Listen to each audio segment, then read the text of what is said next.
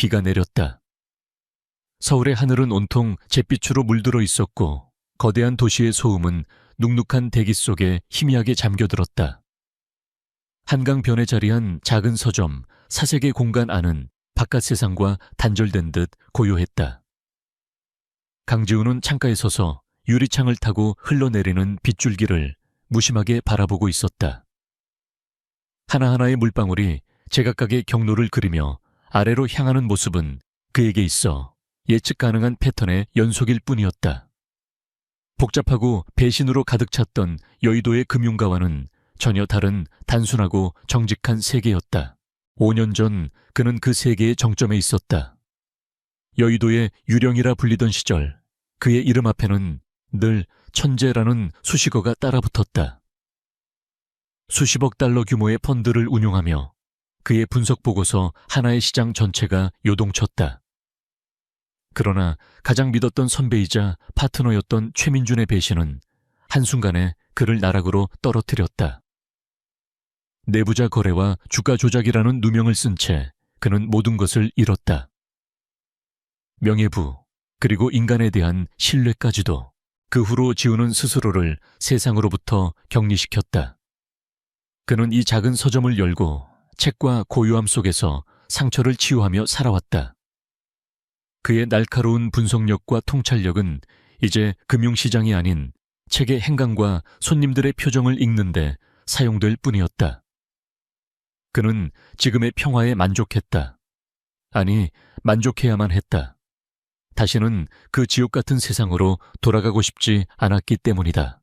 딸랑. 서점 문에 달린 작은 종이 울리며 그의 상념을 깨뜨렸다. 비에 흠뻑 젖은 한 여자가 문 앞에 서 있었다. 수수한 면바지에 낡은 운동화 얼굴의 반을 가리는 뿔테 안경 너머로 당황한 기색이 역력했다. 여자는 허둥지둥 우산을 접으며 안으로 들어서다 그만 발이 꼬여 손에 들고 있던 두툼한 서류 뭉치를 바닥에 와르르 쏟고 말았다. 아어머나.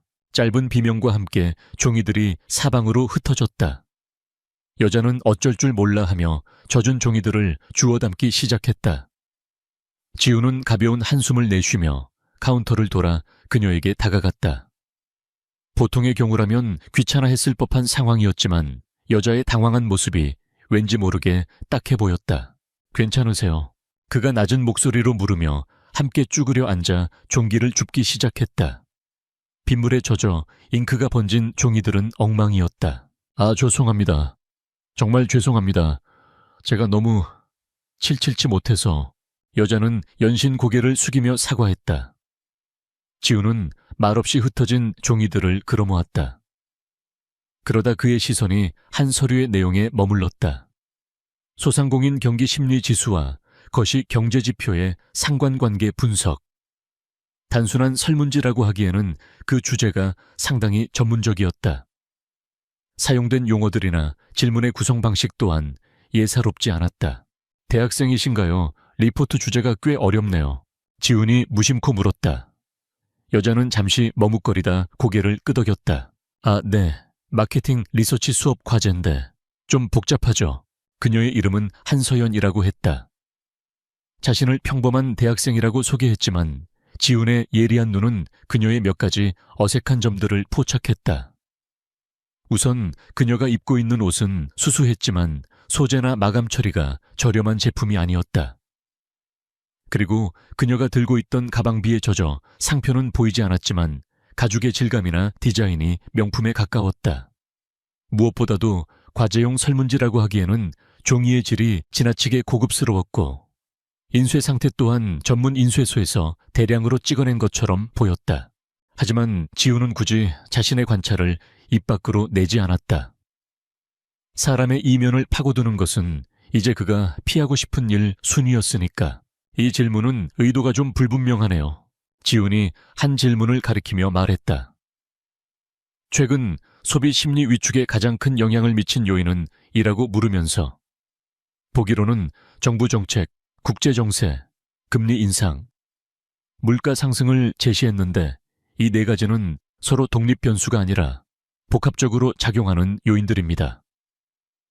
이런 식의 질문은 응답자의 확증 편향을 유도할 수 있어요. 상관관계를 측정하려는 겁니까? 아니면 인과관계를 증명하려는 겁니까? 순간 서연의 눈이 동그랗게 커졌다. 안경 너머로 놀라움과 함께 날카로운 흥미가 스쳐 지나가는 것을 지우는 놓치지 않았다. 그녀는 자신의 어설픈 영이 너머에 있는 남자의 진가를 단번에 알아본 것이다. 아, 그렇게 깊이 생각해 본 적은 없는데 역시 전문가의 시각은 다르시네요. 서연은 감탄한 듯 말하며 그를 유심히 관찰했다. 깡마른 체형의 수수한 옷차림이었지만 차분한 목소리와 논리, 정연한 말투, 그리고 본질을 꿰뚫는 듯한 깊은 눈빛은 그가 평범한 서점 주인이 아님을 말해주고 있었다. 빙고. 그녀는 속으로 쾌재를 불렀다.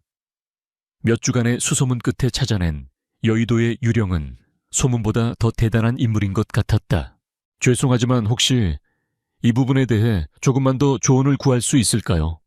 제가 사례가 너무 부족해서요. 그녀는 일부러 가장 많이 젖고 잉크가 번진 페이지를 들어보이며 울상을 지었다. 아, 이걸 어쩌죠? 데이터가 다 망가졌어요. 교수님께 정말 혼날 텐데.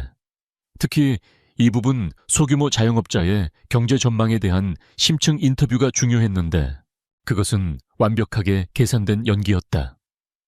지우는 그녀의 난처한 표정을 잠시 바라보다가 결국 마음이 약해졌다. 고작 몇 마디 조언해주는 것이 어려운 일은 아니었다. 이 주변 상권은 제가 잘 아는 편이니 몇 가지 말씀드릴 수는 있습니다. 그는 카운터로 돌아가 의자를 내주었고 서연은 기다렸다는 듯 그 앞에 앉았다. 지우는 최근의 경제 동향과 그것이 서점 주변의 작은 가게들에 미치는 영향에 대해 막힘없이 설명하기 시작했다. 그의 설명은 단순한 감상이 아니었다.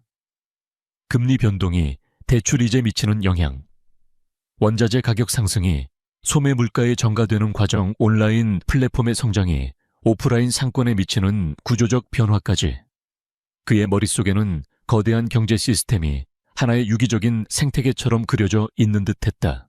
서연은 숨을 죽인 채 그의 말을 경청했다. 그녀는 거대 기업인 유진그룹의 회장이었다. 지금 그녀는 아버지의 갑작스러운 죽음 이후 회사를 집어삼키려는 내부의 적 최민준 부사장과 치열한 전쟁을 벌이고 있었다. 최민준은 교활하고 잔인했으며 이사회 대부분을 자신의 편으로 만든 상태였다. 그녀에게는 판을 뒤집을 비장의 카드. 누구도 예상치 못한 조력자가 절실히 필요했다.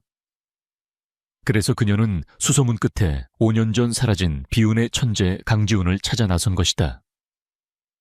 그가 최민준에게 배신당했다는 사실 또한 그녀의 계획의 중요한 부분이었다. 사장님의 통찰력은 정말 대단하시네요. 제가 만난 어떤 경제학 교수님보다 훨씬 명쾌해요. 서연이 진심으로 감탄하며 말했다. 과찬이십니다. 지우는 덤덤하게 대답하며 차를 한 잔 내왔다. 그는 여전히 그녀를 딱한 처지의 대학생으로만 보고 있었다. 정말 염치 없는 부탁인 줄은 알지만 서연은 기회를 놓치지 않고 본론을 꺼냈다. 오늘 주신 말씀들을 정리하다가 분명히 추가적으로 궁금한 점이 생길 것 같아요. 혹시 나중에 몇 가지만 더 여쭤봐도 될까요? 물론 그냥은 아니고 소정의 사례는 꼭 하겠습니다. 지우는 잠시 망설였다. 그는 자신의 평화로운 일상에 누군가 끼어드는 것을 극도로 경계했다. 하지만 왠지 모르게 비에 젖은 강아지처럼 도움을 청하는 그녀를 매정하게 거절할 수가 없었다. 게다가 그녀의 눈빛에서 느껴지는 순수한 지적 호기심이 아주 조금 그에 잠들어 있던 열정을 자극한 것도 같았다. 사례는 필요 없습니다. 간단한 질문이라면 괜찮습니다. 그는 잠시 고민하다 결국 서랍에서 작은 메모지를 꺼내 자신의 전화번호를 적어 건넸다. 그가 자신의 번호를 타인에게 알려준 것은 지난 몇 년간 거의 없었던 일이었다. 감사합니다. 정말 감사합니다. 사장님, 큰 도움이 됐어요. 서여연은 번호가 적힌 메모지를 소중하게 받아쥐고는 활짝 웃었다. 그녀는 몇 번이고 고개를 숙여 인사하고는 서점을 나섰다. 딸랑 종소리가 다시 울리고 서점 안에는 다시 정적이 찾아왔다. 지우는 그녀가 사라진 문을 잠시 바라보다 이내 고개를 저었다. 그저 평범한 일상 속의 작은 해프닝일 뿐이라고 생각했다. 그는 곧 자신의 자리로 돌아가 읽던 책을 다시 펼쳤다. 한편 서점을 빠져나온 한서연의 얼굴에서는 어수룩하고 당황한 기색이 완전히 사라져 있었다. 그녀는 골목 모퉁이에 세워져 있던 검은색 세단 뒷좌석에 올라탔다. 운전석에 앉아있던 비서가 공 손하게 물었다. 회장님, 잘 되셨습니까? 응, 기대 이상이야. 서연은 젖은 머리를 수건으로 닦으며 짧게 대답했다. 그녀의 눈빛은 아까와는 비교도 할 수 없을 만큼 차갑고 단단했다. 그녀는 손에 쥔 작은 메모지를 내려다보았다. 강지훈의 전화번호. 그것은 단순한 숫자 열이 아니었다. 거대한 폭풍의 눈을 향해 던지는 그녀의 승부수이자 최민준의 제국을 무너뜨릴 첫 번째 열쇠였다. 이제부터 시작이야. 그녀의 입가에 서늘한 미소가 번졌다. 차는 빗속을 가르며 유진그룹의 거대한 본사 빌딩을 향해 미끄러지듯 나아갔다. 서점에 홀로 남은 강지훈은 전혀 알지 못했다. 그가 무심코 건넨 작은 친절이 그토록 지키고자 했던 평온한 삶의 성벽을 허물어뜨리고 그를 다시 한번 거대한 운명의 소용돌이 속으로 끌어들일 것이라는 사실을. 빗줄기는 점점 더 거세지고 있었다. 그 일이 있은 후 며칠이 지났다. 강지훈의 일상은 다시 원래의 궤도로 돌아왔다. 서점의 문을 열고 책을 정리하고 찾아오는 몇 안 되는 손님을 맞이하고 해가 지면 문을 닫았다. 비에 젖었던 그 여대생 한서연은 더 이상 연락이 없었다. 지우는 간혹 그녀를 떠올렸지만 그저 스쳐 지나간 인연 중 하나로 치부했다. 그녀의 날카로운 질문과 지적인 호기심이 잠시 흥미로웠을 뿐 그의 평온한 성벽을 위협할 정도는 아니었다. 그는 다시 책과 침묵의 세계에 안주했다. 그날 오후도 평소와 다름없었다. 지우는 새로 들어온 인문학 서적들을 석에 꽂으며 분류 작업에 몰두하고 있었다. 그때 정적을 깨고 카운터에 놓인 낡은 유선 전화기가 날카롭게 울렸다. 발신자 표시 기능도 없는 구식 전화기였다. 보통은 거래처나 단골 손님들의 전화가 전부였기에 그는 무심코 수화기를 들었다. 사색의 공간입니다. 강지훈 씨 되십니까? 수화기 너머에서는 한 번도 들어본 적 없는 젊고 차분하지만 기계처럼 딱딱한 여성의 목소리가 흘러나왔다. 제가 강지훈입니다만 누구시죠?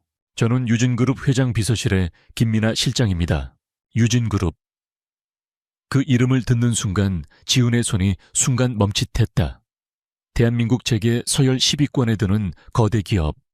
그가 몸담았던 금융가와는 또 다른 차원의 포식자들이 사는 세계.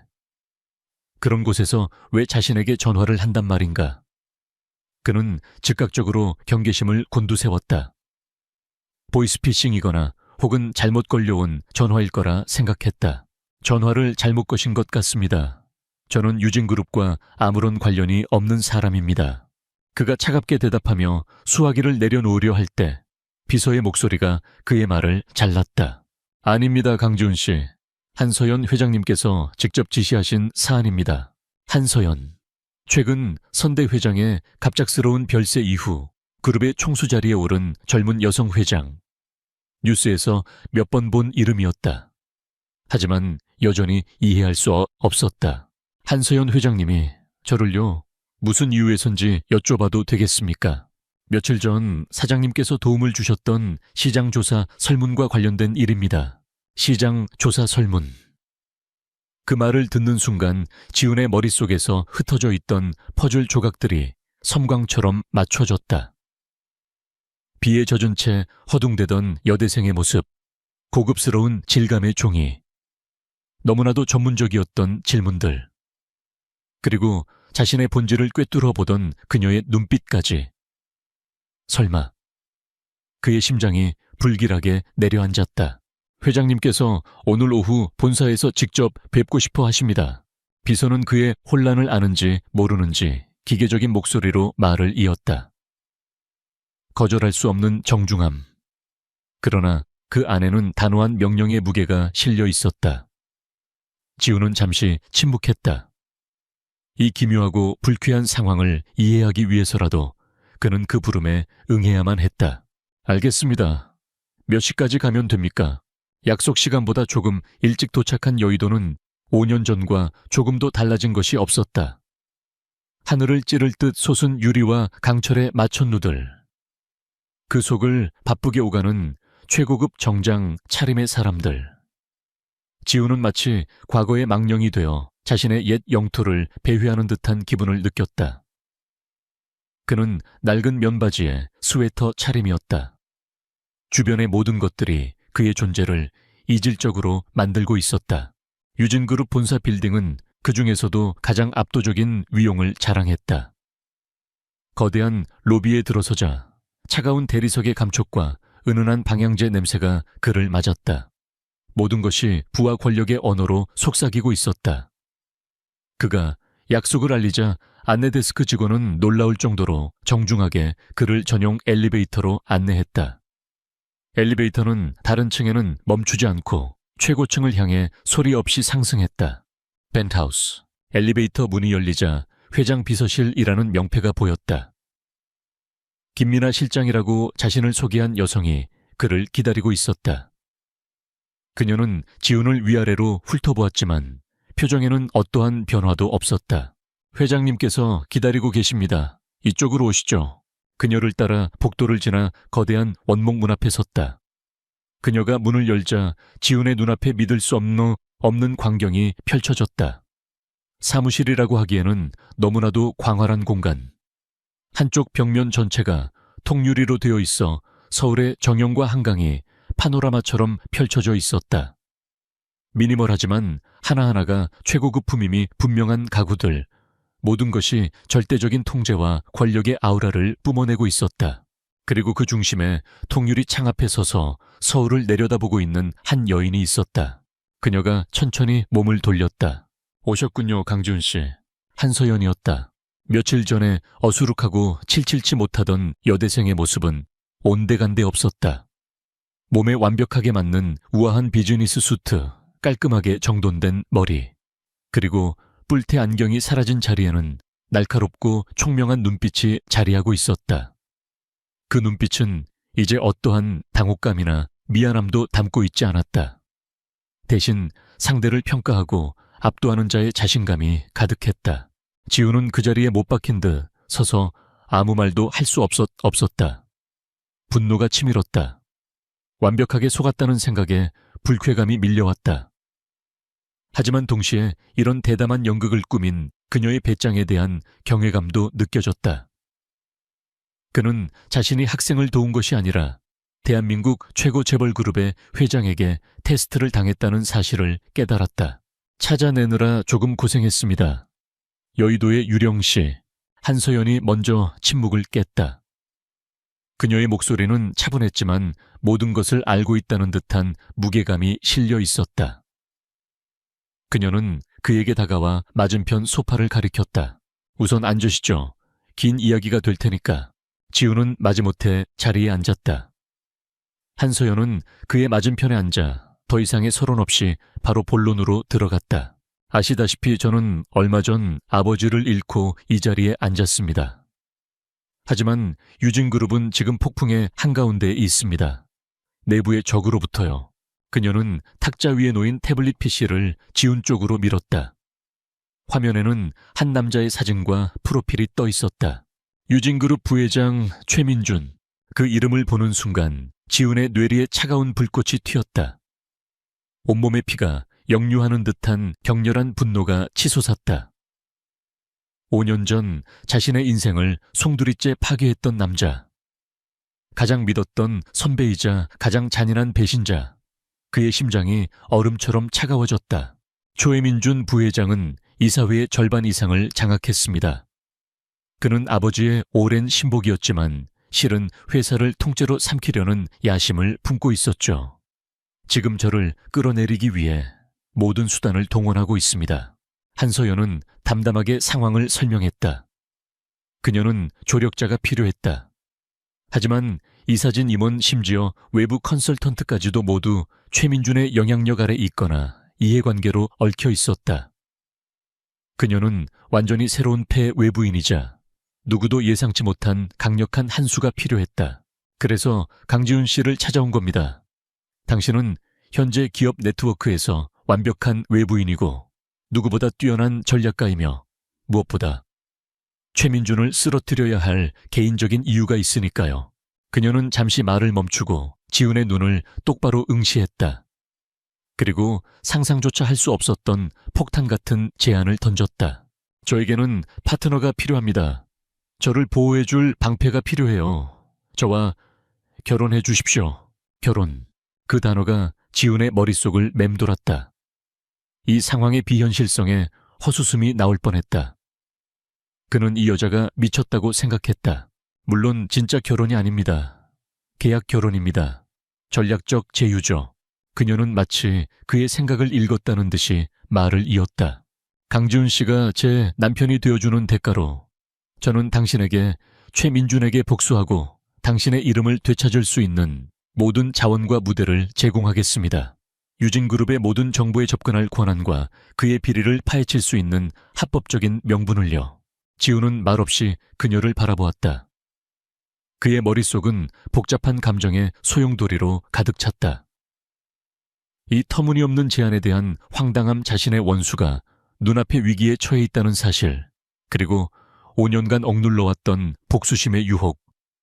평화롭던 그의 서재는 이제 너무나도 멀게 느껴졌다. 그는 냉정을 되찾고 전략가로서의 본능을 일깨웠다. 왜 하필 접니까? 다른 방법도 있었을 텐데요. 다른 방법들은 모두 최민준의 예측 범위 안에 있습니다. 하지만 회장의 갑작스러운 결혼, 특히 그 상대가 5년 전 그가 직접 매장했던 비운의 천재라면 어떨까요? 그건 그가 예측할 수도 쉽게 대응할 수도 없는 변수가 될 겁니다. 이사회와 투자자들에게는 제가 안정적인 기반을 가졌다는 강력한 메시지를 줄 수도 있고요. 왜 고용이 아니라 결혼이죠. 컨설턴트로 고용할 수도 있었을 텐데요. 케언설턴트는 해고할 수 있지만 남편은 그럴 수 없죠. 한소연의 대답은 얼음처럼 차갑고 논리적이었다. 남편이라는 자리는 그 누구도 침범할 수 없는 독특하고 견고한 위치를 제공합니다.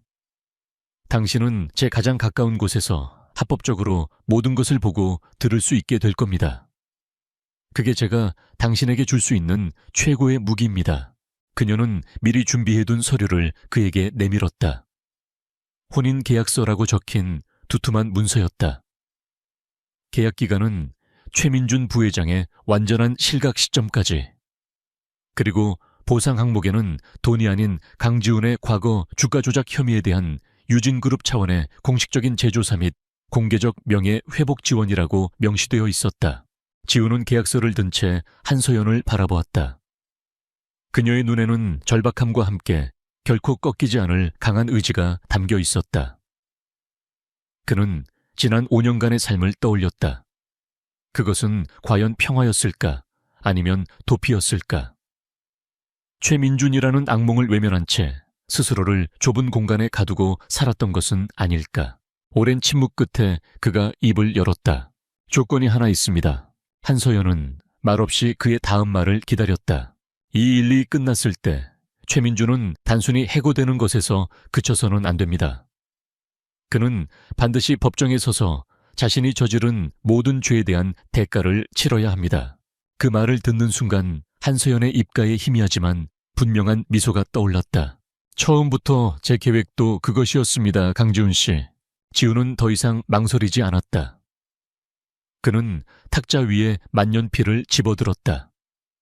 창밖에 도시 불빛이 반사되어 반짝이는 펜촉이 그의 새로운 운명을 예고하는 듯했다.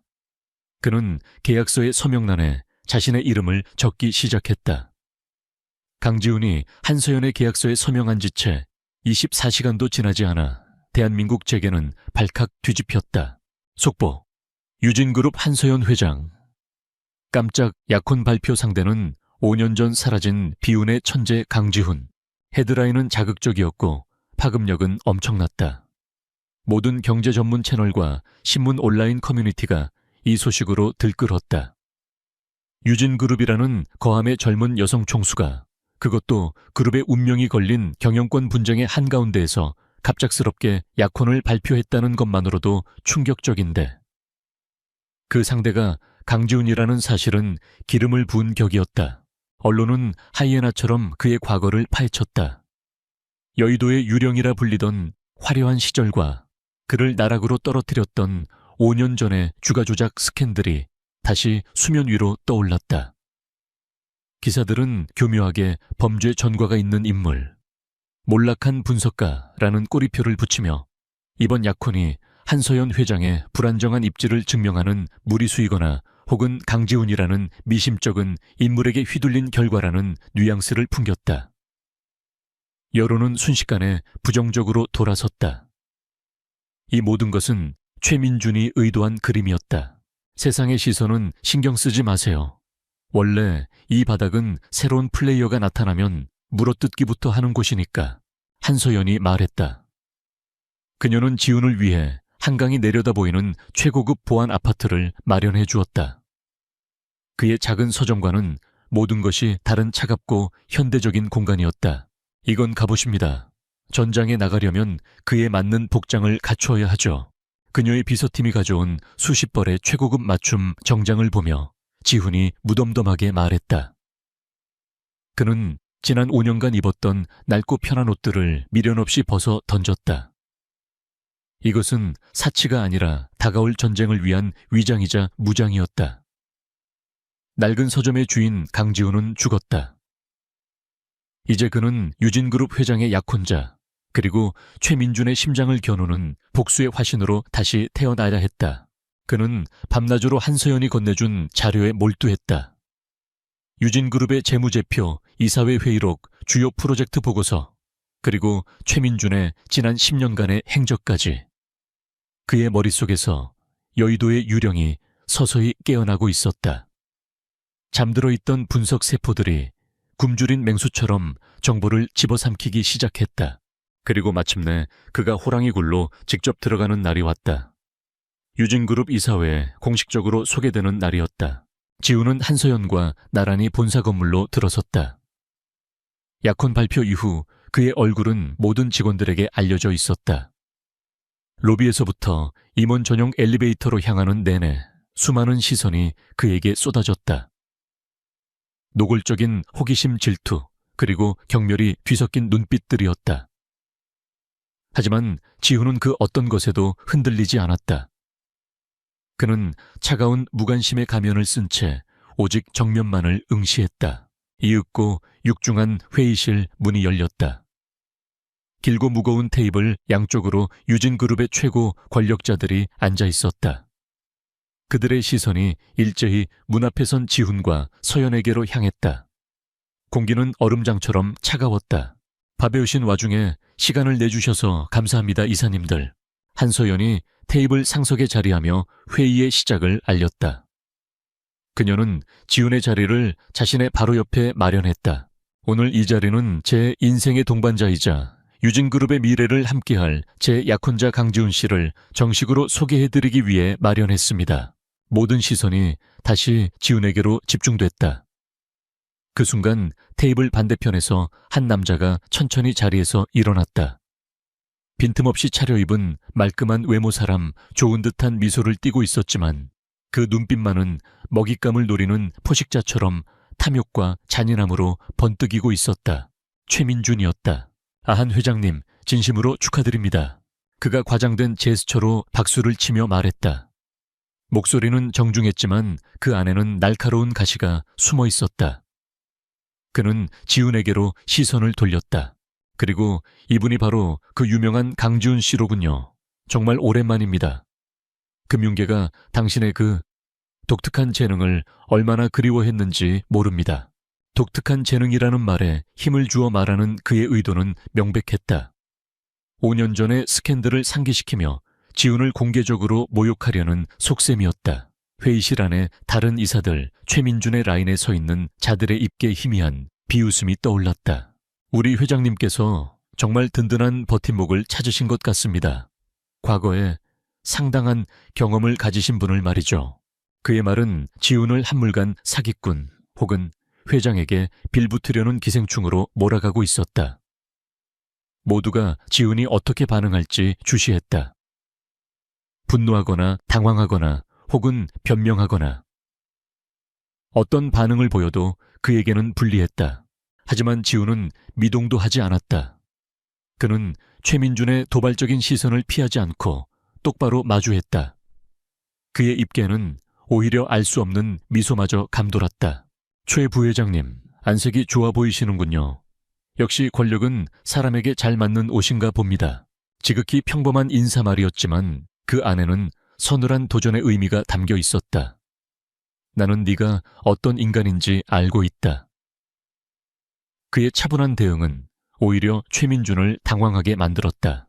최민준의 신복으로 보이는 한 이사가 곧바로 공격에 나섰다. 강지훈 씨 실례지만 유진 같은 거대 복합기업의 경영에 대해 무엇을 알고 계십니까? 또 다른 이사가 비아냥거리듯 말을 받았다. 혹시 공식적인 직책을 맡으실 예정이라도 아니면 그저 회장님을 개인적으로 보필하는 역할에만 충실하실 건지요? 그가 회장의 애완동물이라는 뉘앙스를 노골적으로 풍겼다. 한서연의 얼굴이 굳어지며 그를 보호하려 나서는 순간 지훈이 그녀의 손을 가볍게 잡으며 제지했다. 그리고는 질문을 던진 이사를 향해 부드럽게 대답했다. 제 주된 역할은 물론 한서연 회장의 약혼자입니다. 하지만 저는 늘 이렇게 믿어왔습니다.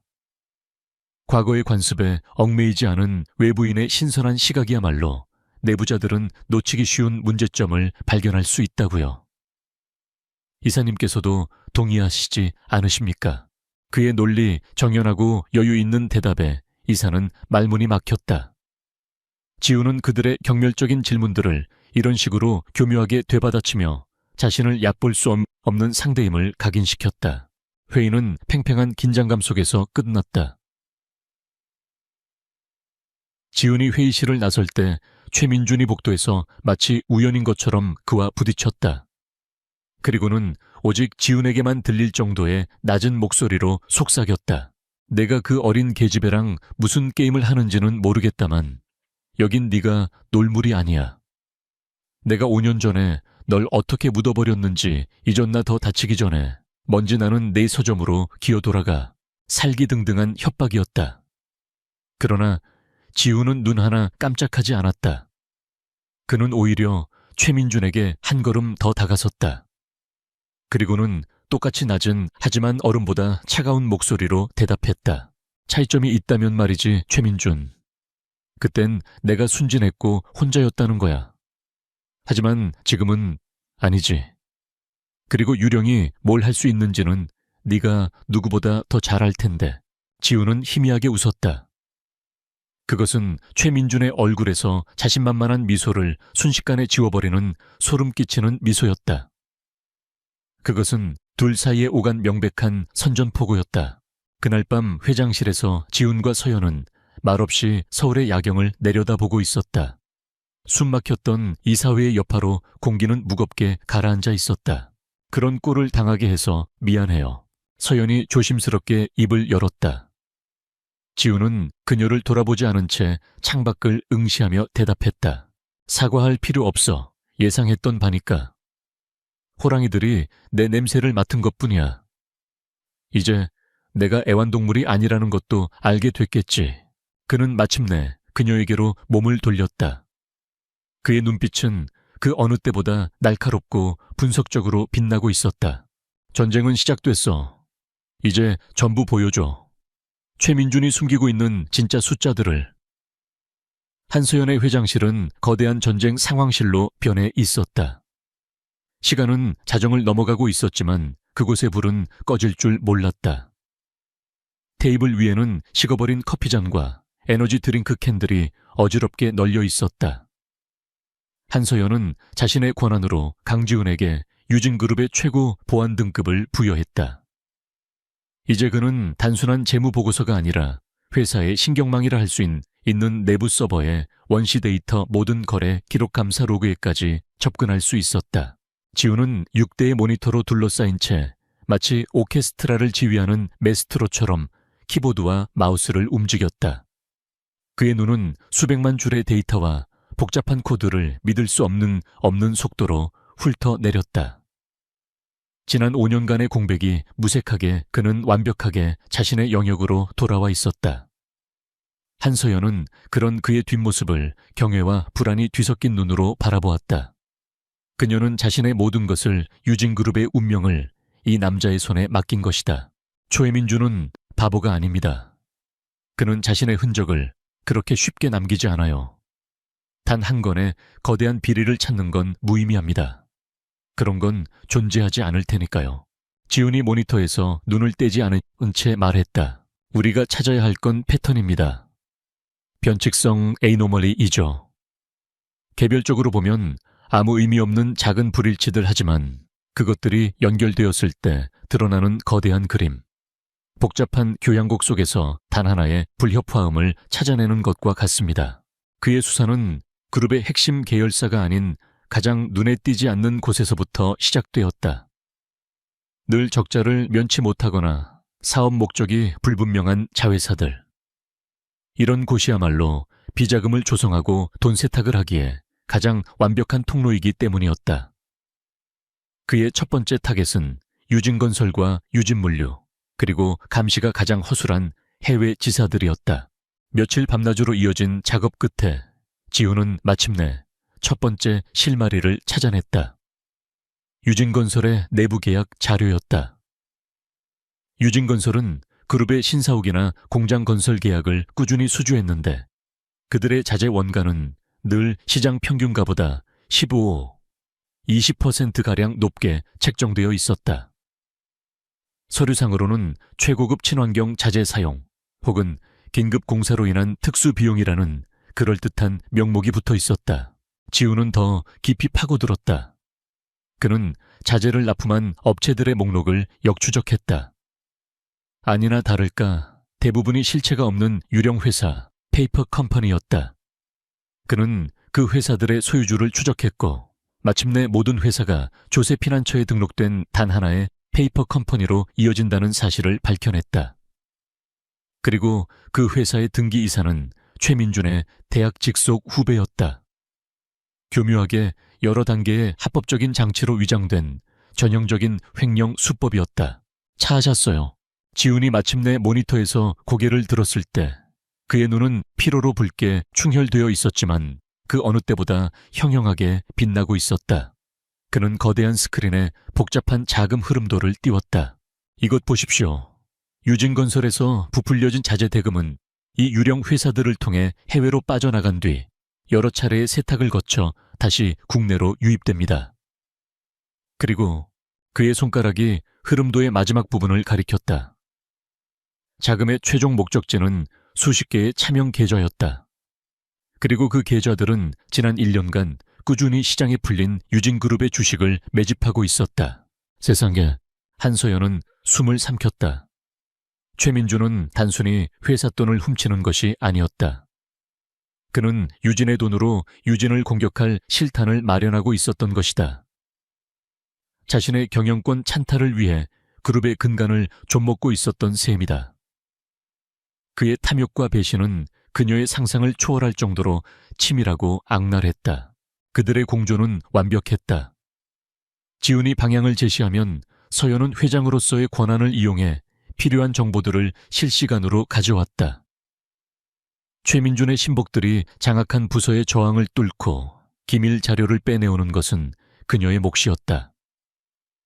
늦은 밤 함께 컵라면으로 끼니를 때우고 새벽녘에는 지친 서로에게 커피를 타주며 그들은 단순한 계약 관계를 넘어선 전우가 되어가고 있었다. 어느 날 밤 계속되는 긴장감에 지쳐있던 서연이 불안한 목소리로 물었다. 우리가 정말 이길 수 있을까요? 그는 그룹의 모든 곳에 자기 사람들을 심어놨어요. 마치 거대한 거미줄 같아요. 지훈은 스크린에서 눈을 떼지 않은 채 차가운 논리로 그녀를 안심시켰다. 그는 신이 아닙니다, 한서연 씨. 그는 그저 오랜 세월 동안 견제받지 않은 탐욕에 취해 이제는 방심하고 있는 인간일 뿐입니다. 그리고 방심한 자는 반드시 흔적을 남기죠. 우리는 그저 그 흔적을 끈질기게 따라가기만 하면 됩니다. 그의 확신에 찬 목소리는 어느새 그녀에게 가장 든든한 버팀목이 되어 있었다. 마침내 지우는 최민준의 범죄 네트워크 전체를 담은 거대한 지도를 완성했다. 유진건설에 부풀려진 공사 대금에서 시작해 해외 유령 회사를 거치고 수십 개의 차명 계좌를 통해 유진그룹의 주식을 매입하기까지의 완벽한 자금 흐름도. 그것은 최민준이라는 거대한 악의 실체였다. 서연은 스크린에 펼쳐진 결과물을 보며 몸을 떨었다.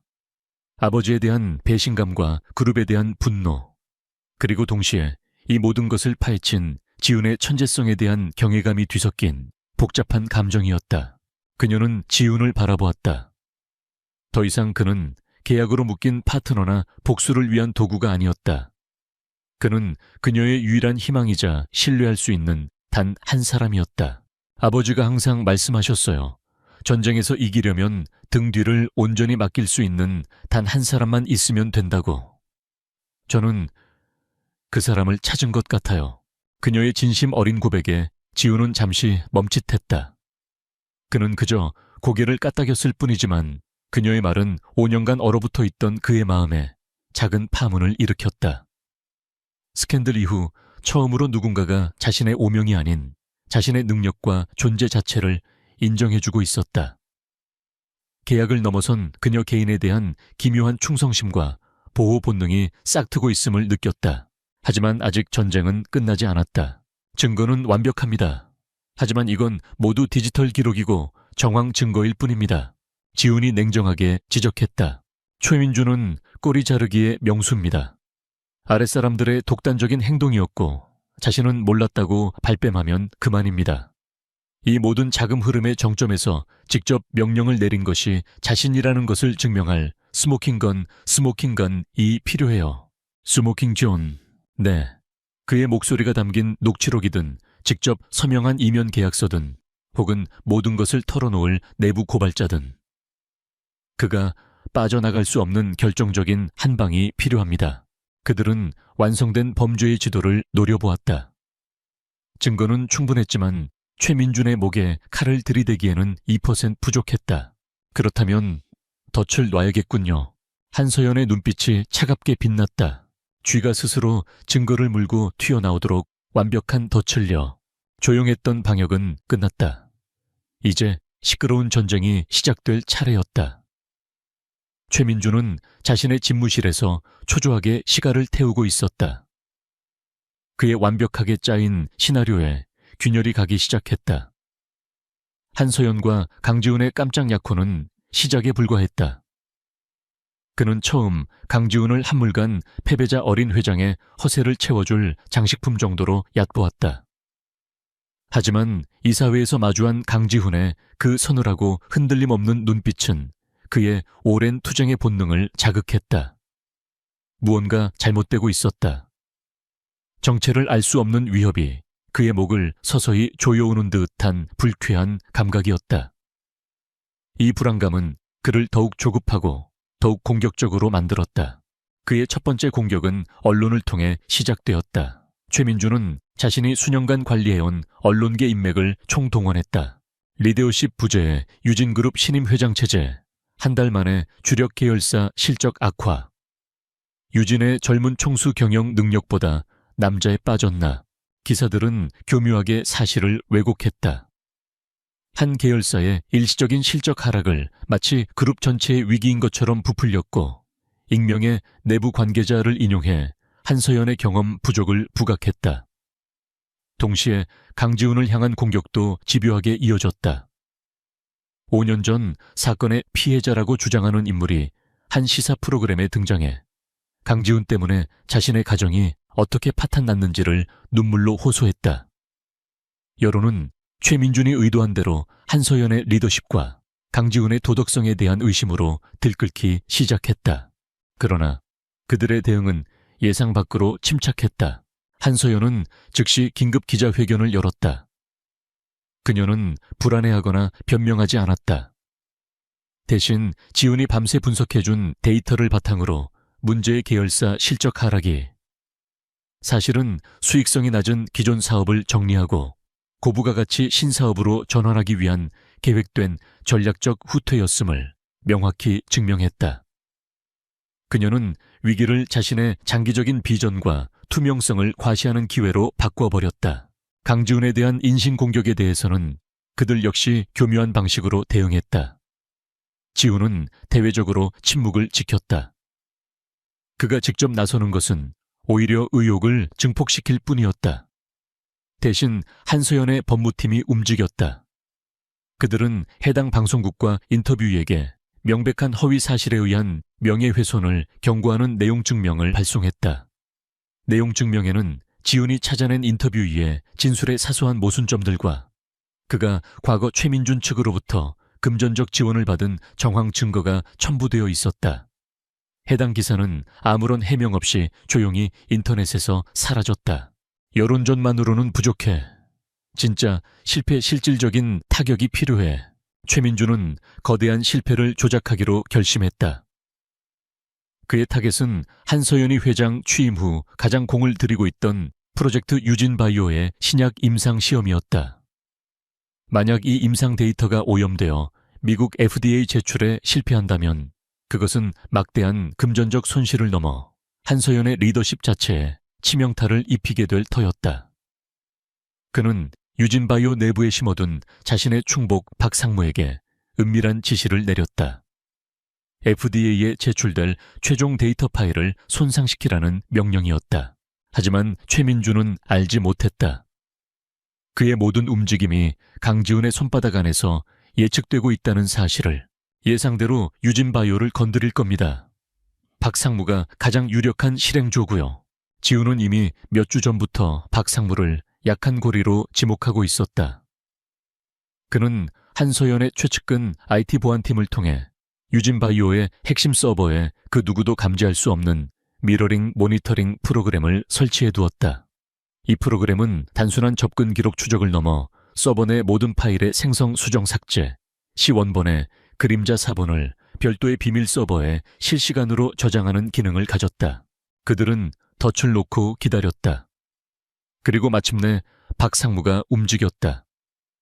FDA 데이터 제출 마감일 바로 전날 밤. 그는 자신의 사무실에서 핵심 데이터 파일에 접근했다.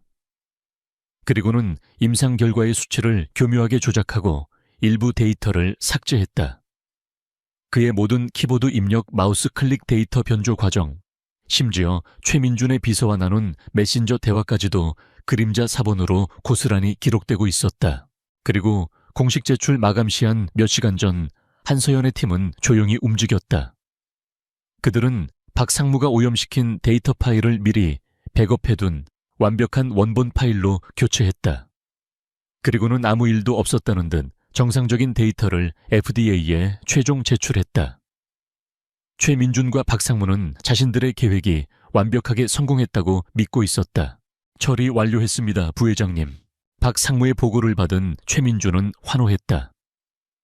그는 자신의 충복들과 함께 비밀리에 축배를 들었다.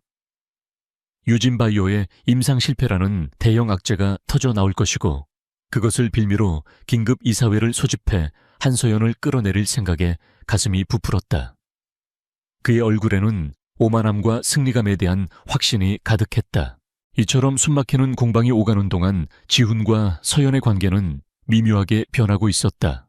딱딱한 계약 조항들은 이제 그들의 머릿속에 없었다. 생사를 넘나드는 전장에서 서로의 등을 맡긴 전우처럼 그들은 서로에게 깊이 의지하고 있었다. 원본 데이터를 무사히 제출한 그날 밤, 회장실에는 오랜만에 안도감이 흘렀다. 고마워요, 지훈씨. 당신이 없었다면 탈진한 상태였지만 서연은 진심 어린 감사를 표하며 무의식적으로 그의 손을 잡았다. 그녀의 갑작스러운 행동에 지훈은 잠시 굳었지만 이내 그녀의 손을 부드럽게 마주 잡았다. 둘 사이에 보이지 않던 벽이 허물어지는 순간이었다. 그는 이제 단순히 계약을 이행하는 것이 아니었다. 그는 이 회사를 그리고 눈앞에 이 여자를 지키고 싶었다. 며칠 뒤 최민준은 마침내 움직였다. 그는 공식적으로 유진바이오의 재앙적 임상 실패 및 한서연 회장의 경영 책임 문책을 안건으로 하는 긴급 이사회 소집을 요청했다. 소집 통지서가 모든 이사에게 발송되었다. 덫은 완벽하게 설치되었고 사냥감은 제 발로 걸어 들어오고 있었다. 그 덫의 문을 쥐고 있는 것이 바로 자신들이라는 사실을 전혀 알지 못한 채 최후의 결전을 위한 무대에 막이 올랐다. 긴급 이사회가 소집된 날 유진그룹 본사는 폭풍 전야의 고요함에 휩싸여 있었다. 건물 밖에는 대형 악재의 냄새를 맡은 기자들이 진을 치고 있었고 로비는 평소보다 무거운 공기가 흘렀다. 이사들이 하나둘씩 회의실로 들어섰다. 최민준의 편에 선 이사들은 노골적인 자신감과 승리감을 드러냈고 한서연의 몇 안 되는 측근들은 침통한 표정을 감추지 못했다. 마침내 한서연과 강지훈이 모습을 드러냈다. 한서연은 창백하고 긴장한 기색이 역력했다. 그것은 완벽하게 계산된 연기였다. 반면 강지훈은 평소와 같이 그 어떤 감정도 읽을 수 없는 차가운 평온함을 유지하고 있었다. 그는 한서연의 곁을 지키는 그림자처럼 그러나 그 누구도 무시할 수 없는 존재감을 뿜어냈다. 회의가 시작되자마자 최민준이 의장석에 앉은 한서연을 무시한 채 자리에서 일어났다. 그는 마치 유진그룹의 비극을 애도하는 배우처럼 위선적인 엄숙함으로 연설을 시작했다. 존경하는 이사님들, 오늘 우리는 유진그룹의 존폐가 걸린 위기 앞에서 이 자리에 모였습니다. 한서연 회장님의 미숙한 리더십 아래 우리 그룹은 지금 표류하고 있습니다. 그는 거대한 스크린에 유진바이오의 데이터를 띄웠다. 유진바이오의 박 상무가 초조한 얼굴로 앞으로 나와 데이터가 어떻게 오염되었고 이로 인해 신약 개발이 수년은 후퇴했으며 회사가 입게 될 수천억 원대의 손실과 신뢰도 하락에 대해 설명하기 시작했다. 모든 것은 최민준이 짜놓은 각본대로였다. 이 모든 사태는 명백한 경영 실패입니다. 저는 그룹의 미래를 위해 한서연 회장에 대한 불신임함과 즉각적인 사퇴를 공식적으로 제안하는 바입니다. 최민준이 목소리를 높이자 그의 편에 선 이사들이 기다렸다는 듯이 동조의 목소리를 쏟아냈다. 동의합니다. 더 이상 그룹을 위험에 빠뜨릴 수는 없습니다. 한서연 회장은 책임지고 물러나야 합니다. 회의실의 모든 공기가 한서연의 패배를 기정사실로 받아들이는 듯했다. 모든 시선이 그녀에게로 향했다. 모두가 그녀가 무너지거나 궁색한 변명을 늘어놓을 것이라 예상했다. 그때 한서연이 천천히 자리에서 일어섰다. 그녀의 목소리는 나직했지만 회의실 전체를 울릴 만큼 단단했다. 훌륭한 발표였습니다. 최민준 부회장님, 그리고 박 상무님도 수고 많으셨습니다. 그녀는 최민준을 똑바로 바라보았다. 그녀의 눈에는 더 이상 긴장감이 없었다. 대신 차가운 조소가 자리하고 있었다. 임상 데이터를 오염시키려는 시도가 있었던 것은 사실입니다. 아주 서투른 시도였지만요. 회의실이 술렁이기 시작했다. 최민준의 자신만만한 미소에 미세한 균열이 생겼다. 하지만 부회장님께서 미처 모르셨던 것이 하나 있는 것 같군요. 우리는 이 모든 것을 예상하고 있었다는 사실을 말입니다. 지금 박 상무가 발표한 저 데이터는 저희가 미리 준비해둔 가짜입니다. 진짜 원본 데이터는 이미 마감 시한에 맞춰 FDA에 완벽하게 제출되었습니다. 그녀가 손짓하자 스크린의 데이터가 바뀌었다. 화면에는 미국 FDA의 공식 포털 화면이 떠 있었다. 제출 완료 귀하의 임상 데이터가 정상적으로 접수되었으며 검토 단계에 착수합니다. 선명한 접수 날짜와 시간이 모든 것을 증명하고 있었다. 회의실은 충격에 휩싸인 이사들의 웅성거림으로 폭발했다. 박 상무의 얼굴은 새하얗게 질려 유령처럼 변했다. 최민준이 정신을 차리고 반박하려던 바로 그 순간 지금까지 침묵을 지키던 강지훈이 입을 열었다. 그의 차분한 목소리는 소음을 가르는 예리한 칼날 같았다. 유진바이오 사태는 거대한 빙산의 일각일 뿐입니다. 지훈이 자리에서 일어나 프레젠테이션을 시작했다. 다음 순간 스크린에는 그가 밤새 완성한 거미줄처럼 복잡한 자금 흐름도가 나타났다. 그는 차갑고 흔들림 없는 목소리로 최민준의 범죄를 하나하나 해부하기 시작했다. 유진건설에 부풀려진 공사 대금 내역서, K맨 제도의 유령 회사로 흘러들어간 자금의 이동 경로, 그리고 그 돈이 수십 개의 차명 계좌를 통해 유진그룹의 주식을 매입하는 데 사용된 기록까지. 그는 심지어 그 차명 계좌의 주인들 이름까지 공개했다. 그 중에는 지금 회의실에 앉아있는 몇몇 이사들의 친인척 이름도 포함되어 있었다. 해당 이사들의 얼굴이 흑빛으로 변했다. 이건 모하미아 전부 날조된 쓰레기라고 최민준이 이성을 잃고 고함을 질렀다. 부회장님의 말씀이 맞습니다. 지훈이 그의 말을 받았다. 이것만으로는 정황 증거일 뿐이죠. 자신은 몰랐다고 발뺌할 수도 있고요. 그래서 저희는 좀 더 결정적인 증거를 준비했습니다. 예를 들면 이런 것 말입니다. 그가 파일을 실행하자 회의실에 음성 파일이 울려 퍼졌다. 최민준이 박상무에게 전화를 걸어 데이터를 복구 불가능할 정도로 망가뜨려 놔라고 직접 지시하는 내용이 담긴 선명한 통화 녹음이었다. 이어서 영상 파일이 재생되었다. 그것은 지훈이 심어둔 모니터링 프로그램이 기록한 영상이었다. 박상무의 컴퓨터 화면이 실시간으로 녹화된 영상 속에서 그는 데이터를 조작하고 있었고 동시에 최민준 측과 통화하며 임무 완수를 보고하고 있었다. 데이터가 변조되는 모든 과정이 타임라인과 함께 기록되어 있었다. 마지막으로 스크린에는 최민준의 비서와 박상무가 나눈 메신저 대화록 전체가 떠올랐다. 부회장님의 지시, 흔적을 남기지 말 것 등 모든 범죄를 공모한 내용이 고스란히 담겨 있었다. 스모킹 건이었다. 회의실은 완벽한 아수라장이 되었다. 최민준은 충격과 불신에 휩싸여 아무 말도 하지 못했다. 그를 따르던 이사들은 이제 분노와 배신감에 찬 눈으로 그를 노려보았다. 그들은 더 이상 최민준의 동지가 아니었다. 그의 범죄에 함께 끌려 들어간 공범일 뿐이었다. 부회장님, 이게 대체 어떻게 된 일입니까? 저는 전혀 몰랐던 일입니다. 그들은 살아남기 위해 최민준을 버리기 시작했다. 그때 한서연이 다시 일어섰다. 그녀의 목소리는 이제 회장으로서의 차가운 권위로 가득 차 있었다.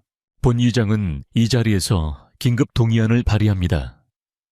최민준 부회장 및 박상무의 즉각적인 파면과 이 거대한 배신에 연루된 모든 인물에 대한 전면적인 외부 특별 감사를 요구합니다. 그녀는 공포에 질린 이사들을 둘러보며 말했다. 그리고 이사회는 이 결정에 전적으로 협조해야 할 것입니다. 투표는 압도적인 찬성으로 가결되었다. 최민준은 그 자리에서 모든 직위를 박탈당했다.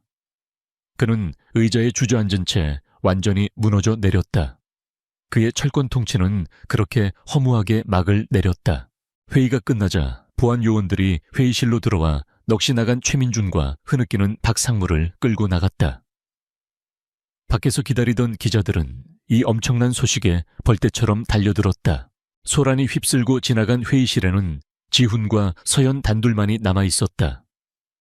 전쟁은 끝났다. 지훈은 서연을 바라보며 아주 작게 고개를 끄덕였다. 계약은 완수되었다. 서연은 감사와 안도, 그리고 그보다 훨씬 깊은 감정이 뒤섞인 눈으로 그에게 화답했다.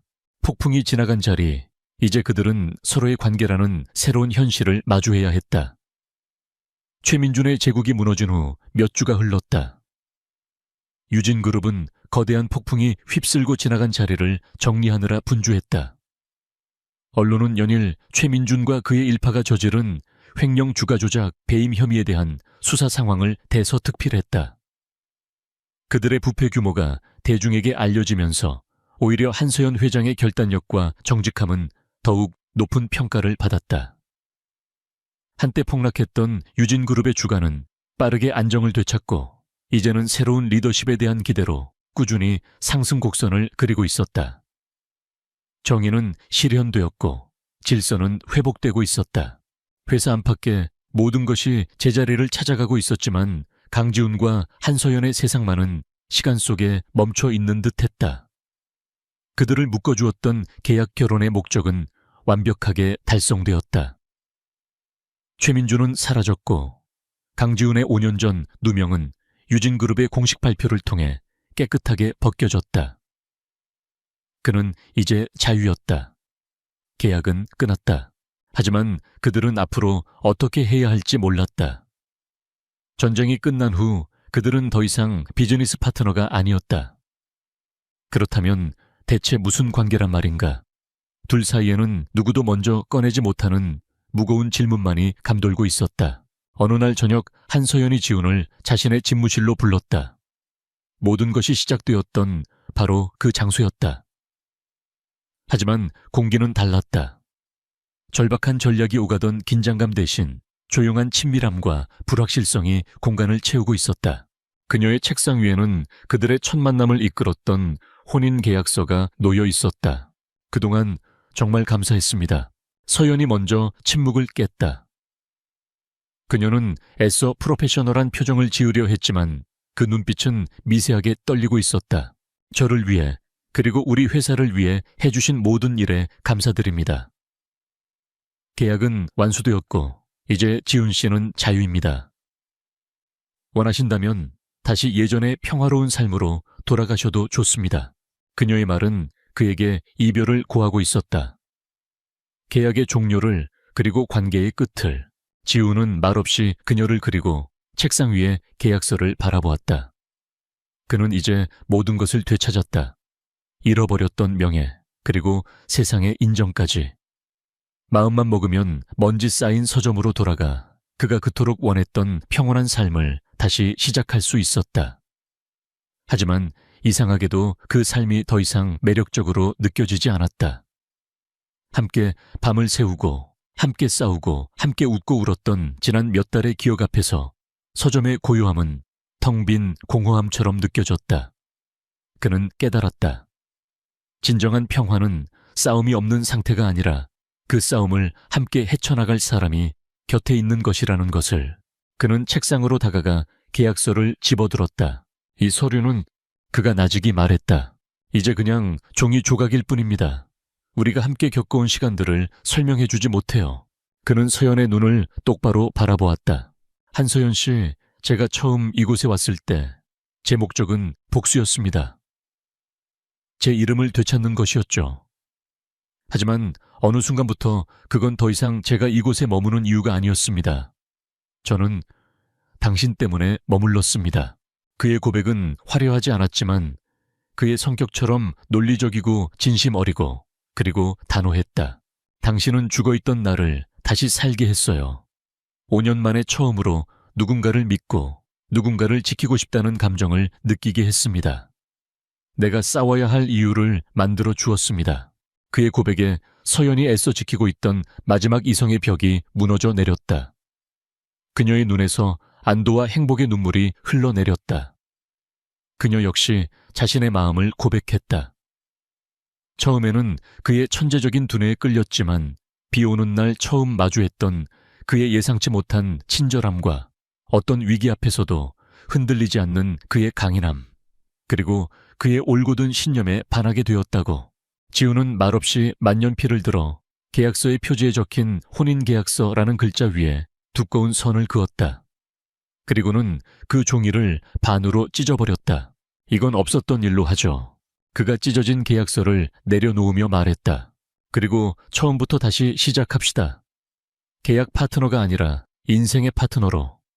한서연 씨, 저와 결혼해 주시겠습니까? 이번에는 진짜로. 그의 청혼의 서연은 눈물을 흘리면서도 세상에서 가장 환한 미소를 지으며 고개를 끄덕였다. 더 이상 전략적인 제안이 아닌 폭풍 속에서 서로를 발견한 두 사람의 진심 어린 약속이었다. 몇 달 후, 지훈과 서연은 회장실이 아닌 한강이 내려다 보이는 그들의 새로운 집 발코니에 나란히 서 있었다. 도시의 불빛이 강물 위에서 별처럼 반짝였다. 그는 이제 더 이상 회장의 계약 약혼자가 아니었다. 그는 그녀의 남편이자 유진그룹의 존경받는 고문이었고 그녀의 유일한 파트셔였다. 그는 자신의 작은 서점도 다시 열었다. 이제 그곳은 도피처가 아니라 그가 찾은 진정한 평화를 상징하는 애정 어린 공간이 되어 있었다. 앞으로도 싸울 일이 많겠죠. 서연이 그의 어깨에 기대며 물었다. 당연하죠. 세상은 그렇게 쉽게 변하지 않으니까. 지훈이 그녀를 감싸 안으며 대답했다. 하지만 이제는 혼자가 아니잖아. 우리 함께라면 어떤 폭풍이 와도 괜찮을 거야. 그들은 말없이 서로를 바라보며 미소 지었다. 이야기는 여기서 끝났지만 그들의 진짜 시간은 이제 막 시작되고 있었다. 도시의 불빛 아래 계약으로 시작된 두 사람의 인연은 마침내 진정한 사랑으로 새로운 새벽을 맞이하고 있었다. 병원 복되는 짙은 소독약 냄새와 함께 불안한 공기가 감돌았다.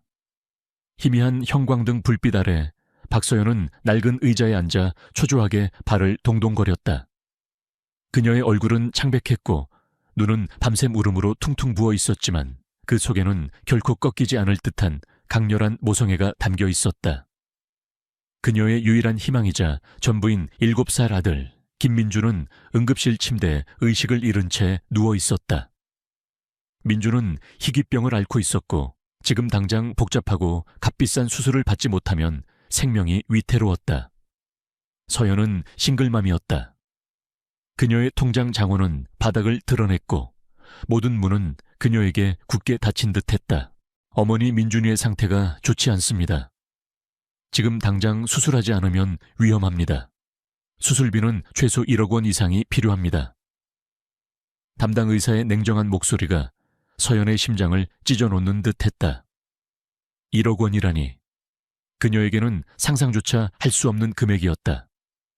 그녀는 모든 곳에 손을 내밀었지만 돌아오는 것은 차가운 거절뿐이었다. 서연은 무릎을 꿇고 의사에게 애원했다. 선생님 제발 저희 민준이를 살려주세요. 제가 무슨 짓이든 다 할게요. 제발. 그녀의 목소리는 절규에 가까웠다. 하지만 의사는 차가운 얼굴로 고개를 저었다. 저희도 마음이 아프지만 병원은 자선단체가 아닙니다. 절망감이 서연의 온몸을 짓눌렀다. 그녀는 민준의 작은 손을 잡고 흐느꼈다. 이대로 아들을 잃을 수는 없었다. 그녀는 무엇이든 해야 했다. 어떤 방법이든 민준이를 살릴 수만 있다면. 그녀는 병원 복도를 헤매다 우연히 한 포스터를 보았다. 이재혁 회장 자선기금 마련을 위한 특별 만찬. 이재혁은 대한민국에서 가장 젊고 성공한 억만장자였다. 그는 에이펙스 그룹의 회장이자 거대한 자선재단을 운영하고 있었지만 동시에 냉철하고 차가운 성격으로 유명했다. 그는 어떤 감정에도 흔들리지 않는다고 알려져 있었다. 서연은 희미한 희망을 품고 그 만찬 회장으로 향했다. 그녀는 그곳에서 이재혁 회장에게 자신의 아들을 살려달라고 빌고 싶었다. 만찬 회장은 화려한 조명과 최고급 의상으로 치장한 사람들로 가득했다. 서연은 낡고 허름한 옷차림으로 사람들 속에 섞여 이재혁 회장을 찾았다. 그는 연회장 중앙에서 수많은 사람들의 존경을 받으며 이야기를 나누고 있었다. 그의 얼굴은 조각처럼 완벽했고 그의 눈빛은 얼음처럼 차가웠다. 서연은 용기를 내어 이재혁 회장에게 다가갔다. 그녀의 심장은 격렬하게 뛰었지만 민준을 살려야 한다는 강한 의지가 그녀를 지탱했다. 그녀는 이재혁 회장의 눈을 똑바로 응시했다. 그리고 망설임 없이 그의 앞에 무릎을 꿇었다. 그녀의 절박한 목소리가 연회장 안에 울려 퍼졌다. 회장님 제발 저희 아들 민준이를 살려주세요. 민준이가 죽어가고 있어요. 회장님만이 저희 아들을 살릴 수 있습니다. 제발 부탁드립니다. 서연의 목소리는 절규에 가까웠다. 그녀의 눈에서는 뜨거운 눈물이 흘러내렸다. 연 회장은 순식간에 정적이 흘렀다. 모든 시선이 무릎 꿇은 서연과 그녀를 내려다보는 이재혁 회장에게로 향했다. 사람들은 서연의 행동에 경악했고 그녀를 비난하는 수군거림이 터져나왔다. 저 여자 뭐야? 재혁 회장님한테 감히 저런 짓을 해. 추잡하게 돈을 구걸하네. 재혁 회장님이 저런 여자에게 흔들릴 리가 없지. 이재혁은 서연의 행동에 미동도 하지 않았다. 그의 얼굴은 여전히 차가웠고 그의 눈빛에는 어떤 감정도 비치지 않았다. 그는 서연을 무시하고 지나치려 했다. 그의 비서가 서연을 끌어내려 했다. 이봐요. 여기서 이러시면 안 됩니다. 회장님께 무례한 짓입니다. 하지만 서연은 이재혁의 다리를 붙잡고 놓지 않았다. 회장님, 제발 저희 아들을 살려주세요. 저는 아무것도 가진 게 없어요. 하지만 제 목숨이라도 드릴 수 있습니다. 제발. 그녀의 눈빛은 민준을 향한 사랑과 함께 마지막 희망을 놓지 않으려는 강렬한 절박함으로 가득했다. 그녀의 눈에는 눈물과 함께 불꽃이 타오르고 있었다. 이재혁은 서연의 눈을 똑바로 응시했다. 그의 차가운 눈빛은 서연의 눈동자에 닿는 순간 알 수 없는 미세한 흔들림을 보였다. 그는 서연의 눈에서 과거 자신이 잃었던 어떤 것을 보았다. 그것은 단순한 동정심이 아니었다. 그것은 마치 잊고 지냈던 어떤 기억을 떠올리게 하는 듯한 강렬한 느낌이었다. 그는 서연의 눈에서 과거 자신의 삶을 뒤흔들었던 한 여인의 모습을 보았다. 그의 마음속에서 잠들어 있던 어떤 감정이 서서히 깨어나는 듯했다. 이재혁은 그의 비서에게 손짓하여 서연을 놓아주게 했다. 그리고 그는 서연에게 나지막이 말했다. 내 말을 들으시오. 당신의 아들을 살릴 방법은 있습니다. 이재혁은 서연의 눈빛에서 알 수 없는 끌림을 느꼈다. 그의 차가웠던 심장이 아주 미세하게 흔들리는 듯했다. 그는 서연을 자신의 사무실로 안내했다. 최고층에 위치한 그의 사무실은 도시의 야경이 한눈에 들어오는 웅장한 공간이었다. 서연은 난생 처음 마주하는 화려한 풍경에 압도되었지만 민준을 살려야 한다는 일념으로 정신을 차렸다. 이재혁은 서연에게 차 한 잔을 건네며 말했다. 박서연 씨, 당신 아들의 병은 치료할 수 있습니다. 하지만 조건이 있습니다. 그의 목소리는 여전히 냉정했지만 그 속에는 어떤 제안이 담겨 있었다. 서연의 눈이 커졌다. 조건이요. 어떤 조건이든 다 받아들이겠습니다.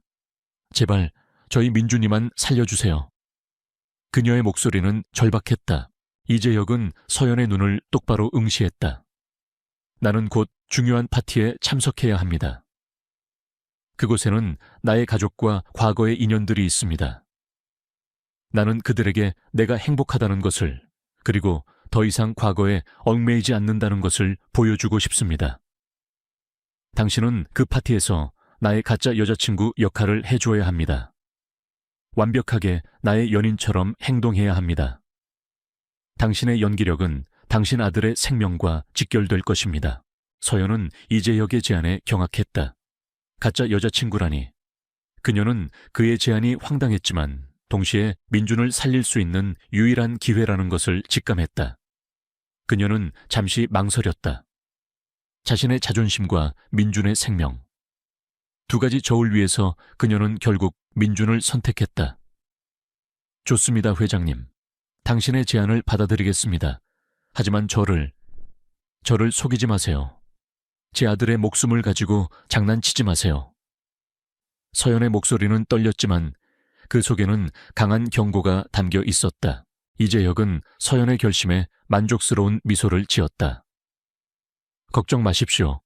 나는 약속을 어기지 않습니다. 당신 아들의 수술은 즉시 진행될 것이고 최고의 의료진이 투입될 것입니다. 그리고 파티가 끝난 후 나는 당신에게 충분한 보상을 할 것입니다. 다음 날부터 민준의 수술은 즉시 진행되었다. 최고의 의료진이 투입되었고 서연은 민준의 곁을 지키며 불안한 마음으로 수술이 끝나기를 기다렸다. 민준은 아직 어렸지만 그의 작은 몸은 강인하게 수술을 견뎌냈다.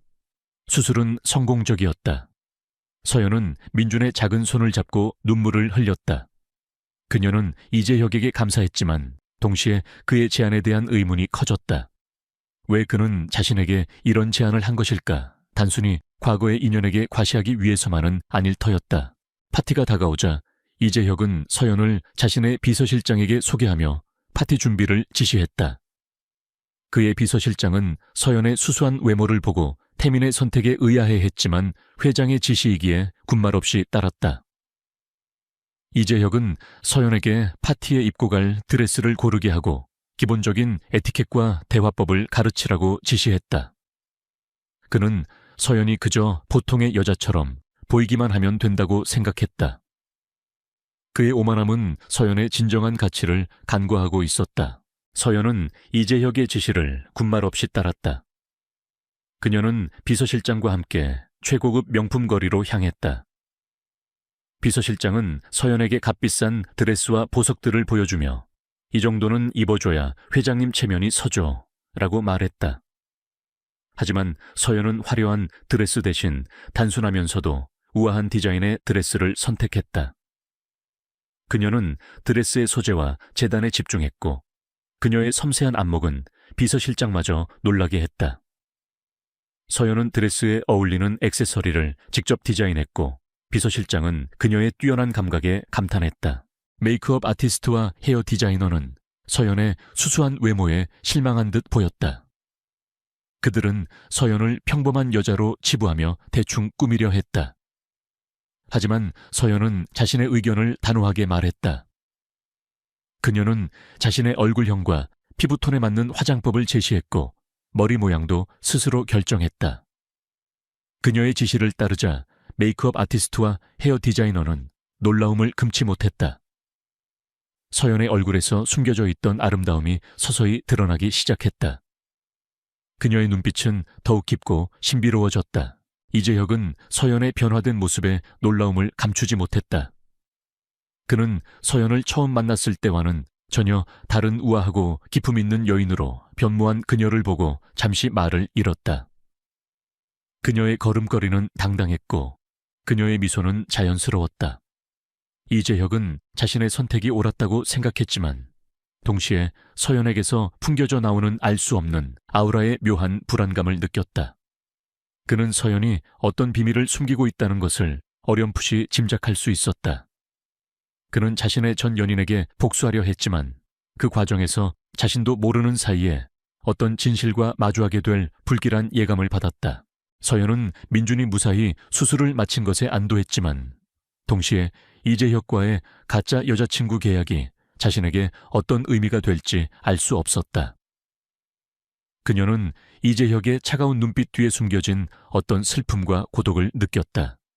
그리고 이 모든 것이 이재혁의 과거와 깊이 연관되어 있을 것이라고 직감했다. 그녀는 이 파티에서 이재혁의 과거를 파헤치고 자신의 아들을 살려준 그에게 진정한 도움을 주고 싶다는 묘한 감정을 느꼈다. 이재혁은 박서연의 놀라운 변신에 감탄했지만 그의 마음속에는 여전히 감춰진 과거의 그림자가 드리워져 있었다.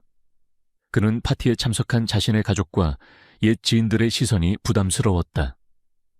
그들은 그의 약혼녀가 죽은 후 그가 얼마나 폐쇄적이고 차갑게 변했는지 알고 있었기 때문이다. 이재혁은 서연이 자신의 가짜 여자친구 역할에 충실하여 그들의 궁금증을 잠재워 주기를 바랐다. 파티가 시작되자 이재혁은 서연과 함께 연회장 안으로 들어섰다. 모든 시선이 그들에게 집중되었다. 서연은 우아하고 기품 있는 모습으로 사람들의 시선을 사로잡았다. 그녀의 미소는 자연스러웠고 그녀의 걸음걸이는 당당했다. 이재혁은 서연의 완벽한 모습에 만족스러웠지만 그녀의 눈빛 속에서 알 수 없는 슬픔과 고독을 읽었다. 그는 자신이 파티를 위해 서연을 이용하고 있다는 사실에 묘한 죄책감을 느꼈다. 세상에, 저 여자는 누구지? 재혁 씨 옆에 저런 여자가 있었다니. 재혁 씨가 드디어 과거를 잊고 새로운 사람을 만난 것 같네. 정말 대단하다. 사람들의 수군거림이 연회장에 울려 퍼졌다. 이재혁은 사람들의 반응에 만족스러운 미소를 지었다. 그는 과거 자신을 비난했던 사람들에게 복수했다는 생각에 뿌듯했다. 하지만 그는 서연의 손을 잡으며 묘한 불안감을 느꼈다. 서연은 그의 복수를 위한 도구였지만 동시에 그녀의 존재는 그의 마음을 흔들고 있었다. 연회장 중앙에는 이재혁의 가족들이 모여 있었다. 그의 고모이자 에이펙스 그룹의 실세인 이정희 여사는 차가운 눈빛으로 이재혁과 서연을 바라보았다. 그녀는 이재혁이 자신의 약혼녀가 죽은 후 폐쇄적으로 변한 것을 못마땅해 했고 그가 빨리 결혼하여 후계자를 낳기를 바랐다. 이정희 여사의 옆에는 이재혁의 사촌 동생이자 그와 에이펙스 그룹의 후계자 자리를 놓고 경쟁하는 이태성이 서 있었다. 태성은 겉으로는 온화해 보였지만 그의 눈빛에는 야망과 함께 이재혁을 향한 질투심이 가득했다. 이정희 여사가 이재혁과 서연에게 다가왔다. 그녀의 목소리는 차분했지만 그 속에는 명백한 경계심이 담겨 있었다. 재혁아, 이분은 누구시니 네가 이런 파티에 여인을 데려온 것은 처음 보는구나. 이재혁은 서연의 손을 잡으며 말했다. 고모 소개해 드릴게요. 이쪽은 박서연 씨입니다. 제 여자친구입니다. 그의 목소리는 단호했다. 서연은 이정희 여사를 향해 우아하게 미소 지었다. 안녕하세요, 박서연입니다. 만나 뵙게 되어 영광입니다. 그녀의 목소리는 부드러웠지만 그 속에는 어떤 감정도 드러나지 않았다. 이정희 여사는 서연의 기품 있는 모습에 잠시 당황했지만 이내 차가운 시선으로 서연을 위아래로 훑어보았다. 재혁이 내 취향이 많이 변했구나.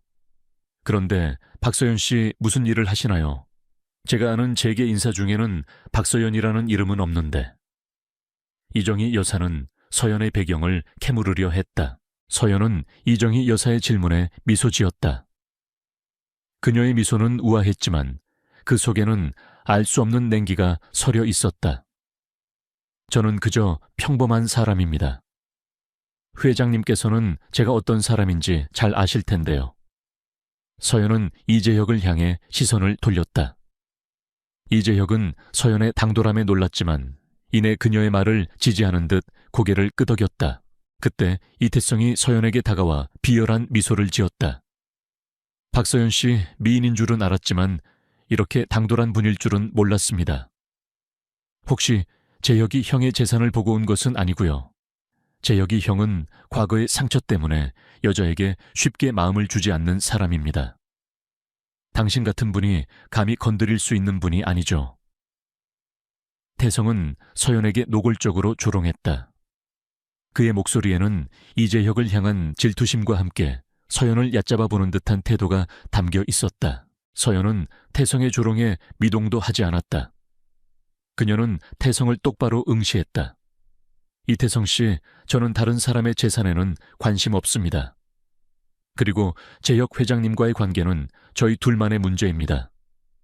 당신이 상관할 바가 아니죠. 세아의 목소리는 차분했지만 그 속에는 단호한 경고가 담겨 있었다.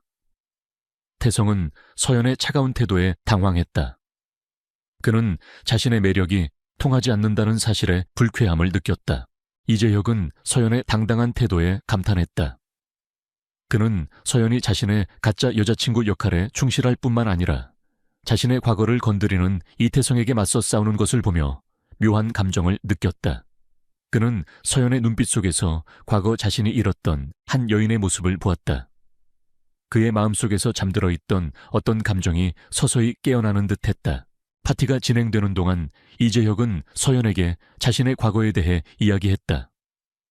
그는 과거 한 여인을 사랑했지만 그녀가 갑작스러운 사고로 죽음을 맞이한 후 세상에 대한 모든 희망을 잃었다고 고백했다. 그는 그 사고가 단순한 사고가 아니라는 것을 직감했지만 진실을 밝힐 증거를 찾지 못했다고 말했다. 그의 가족들, 특히 고모 이정희 여사는 그에게 빨리 과거를 잊고 새로운 삶을 시작하라고 강요했다. 이재혁은 그들의 강요에 지쳐 세상으로부터 자신을 고립시켰다. 그는 서연에게 이 파티가 자신의 과거를 정리하고 새로운 시작을 알리는 자리라고 말했다. 서연은 이재혁의 고백을 듣고 마음이 아팠다. 그녀는 이재혁의 차가운 눈빛 뒤에 숨겨진 깊은 슬픔과 고독을 느꼈다. 그녀는 그에게 진심으로 위로를 건넸다. 회장님, 당신의 고통을 이해합니다. 하지만 당신은 혼자가 아닙니다. 저는 당신의 옆에 있을 거예요. 서연의 따뜻한 위로에 이재혁의 눈빛에 미세한 흔들림이 생겼다. 그는 서연에게서 알 수 없는 위로와 함께 잊고 지냈던 어떤 감정을 느꼈다. 그때 연 회장 한쪽에서 박진우가 이재혁의 뒤를 캐는 듯한 모습을 보았다. 그는 이재혁의 과거 사고와 관련된 사람들에게 은밀하게 접근하며 무언가를 캐묻고 있었다. 서연은 박진우의 수상한 행동에 주목했다. 그녀는 박진우가 이재혁의 과거 사고와 관련이 있을지도 모른다는 불길한 예감을 받았다. 서연은 이재혁에게 이 사실을 알렸지만 이재혁은 박진우가 그저 자신을 견제하기 위해 그러는 것이라고 대수롭지 않게 생각했다. 하지만 서연의 직감은 박진우가 단순한 경쟁 상대가 아니라는 것을 알려주고 있었다. 그녀의 마음속에서 이 모든 미스터리를 파헤치고 이재혁의 진정한 과거를 밝혀내야 한다는 강한 의지가 솟아났다. 이재혁은 박서연과 함께 파티에 참석했지만 그의 마음은 여전히 불안했다. 그는 박진우가 자신의 과거를 캐고 있다는 서연의 직감을 무시할 수 없었다. 연 회장은 수많은 재계 인사들과 유명 인사들로 북적이고 있었고 그들은 모두 이재혁과 그의 새로운 여자친구 서연에게 시선을 집중하고 있었다. 이수아는 연 회장 중앙에서 박진우의 팔짱을 끼고 서연을 향해 비열한 미소를 지었다. 그녀의 눈빛에는 질투심과 함께 태민을 향한 알 수 없는 승리감이 담겨 있었다. 그녀는 태민이 여전히 자신에게 미련을 가지고 있다고 생각했다. 그때 연 회장 한쪽 구석에서 한 남자가 이재혁과 서연을 향해 다가왔다. 그의 이름은 최성원. 그는 이재혁의 가장 큰 경쟁 상대이자 에이펙스 그룹의 후계자 자리를 놓고 이재혁과 치열하게 다투는 인물이었다. 성원은 겉으로는 친절하고 온화해 보였지만 그의 눈빛에는 냉혹한 야망과 잔혹함이 숨겨져 있었다. 그는 과거 이재혁의 약혼녀가 죽은 사고와도 미묘하게 얽혀 있었다. 재혁아, 오랜만이구나. 네가 드디어 과거를 잊고 새로운 사람을 만났다고 하니 정말 축하한다. 성원은 이재혁의 어깨를 두드리며 말했다. 그의 목소리는 친근했지만 그 속에는 비꼬는 듯한 어조가 담겨 있었다. 그는 서연을 위아래로 훑어보며 비웃는 듯 말했다. 그런데 이분은 누구시지? 재혁이 형수님과는 많이 다른데. 성원은 이재혁의 약혼녀를 언급하며 그의 과거를 들추려 했다. 이재혁의 얼굴이 굳어졌다. 그는 성원의 비열함에 분노했지만 파티장이기에 애써 평정심을 유지하려 했다. 소개할게. 이쪽은 박서연 씨야. 그리고 성원 네가 상관할 바는 아니지. 이재혁은 차갑게 말했다. 서연은 성원의 비열함에 흔들리지 않았다. 그녀는 침착하게 성원을 바라보았다. 안녕하세요, 박서연입니다. 최성원 씨는 소문대로 언행이 가볍네요. 서연의 목소리는 부드러웠지만 그 속에는 날카로운 비수가 담겨 있었다. 성원은 서연의 당돌함에 당황했지만 이내 다시 비웃었다. 하하, 재혁이 형의 새로운 여자친구는 꽤나 당돌하군. 그런데 박서연 씨, 혹시 재혁이 형의 과거에 대해 알고 있나? 그가 왜 그렇게 차가운 남자가 되었는지 말이야. 그의 약혼녀가 왜 죽었는지도. 성원의 말에 이재혁의 얼굴은 창백하게 질렸다. 그는 주먹을 꽉 쥐었다. 서연은 성원의 비열함에 분노했지만 그녀는 이재혁을 보호하기 위해 침착함을 유지했다. 그녀는 성원의 눈을 똑바로 응시했다. 최성원 씨 과거는 과거일 뿐입니다. 중요한 것은 현재와 미래죠. 당신이 아무리 과거를 들춰내려 해도 진실은 변하지 않을 겁니다. 그리고 회장님은 과거에 얽매이지 않고 앞으로 나아갈 겁니다. 서연의 목소리는 단호했지만 그 속에는 어떤 경고가 담겨 있었다. 성원은 서연의 방역에 당황했지만 이내 다시 비웃었다. 그는 민서가 과거 이재혁의 약혼녀가 죽은 사고와 관련된 어떤 비밀을 알고 있다는 듯이 말했다. 하하, 과연 그럴까? 재혁이 형의 약혼녀 사고는 단순한 사고가 아니었다는 소문이 자자하던데. 어쩌면 이 자리에 그 진실을 알고 있는 사람이 있을지도 모르지. 성원의 말은 은근슬쩍 서연의 과거를 건드리는 듯했다. 서연의 심장이 쿵 하고 떨어졌다. 그녀는 성원의 말에 알 수 없는 불안감을 느꼈다. 성원은 서연의 표정을 놓치지 않았다. 그는 서연의 과거에 어떤 비밀이 숨겨져 있다는 것을 직감했다. 성원은 이재혁의 비서실장에게 은밀히 지시하여 서연의 신분을 조사하도록 했다. 그는 서연의 과거를 파헤쳐 그녀를 이용하려 했다. 이재혁은 성원의 비열함에 분노했지만 그가 서연에게까지 손을 뻗치는 것을 보고 불안감을 느꼈다. 그는 서연의 손을 잡고 그녀를 안심시켰다. 서연 씨, 신경 쓰지 마. 저런 자는 원래 저렇게 비열한 짓만 골라 하는 자야. 하지만 서연은 이재혁의 말에 집중할 수 없었다. 그녀의 머릿속에는 성원의 마지막 말이 맴돌았다. 이 자리에 그 진실을 알고 있는 사람이 있을지도 모르지. 그녀는 알 수 없는 불안감에 휩싸였다. 파티가 진행되는 동안 서연은 연회장 안을 조용히 살폈다. 그녀의 눈은 모든 사람들의 움직임을 관찰하고 그들의 대화에 귀를 기울였다. 그때 그녀는 연회장 한쪽 구석에서 낯익은 얼굴을 발견했다. 그의 이름은 박진우. 이재혁의 전 약혼녀 이수아의 약혼자였다. 진우는 이재혁의 과거 사고와 관련된 사람들에게 은밀하게 접근하며 무언가를 캐묻고 있었다. 서연은 진우의 수상한 행동에 주목했다.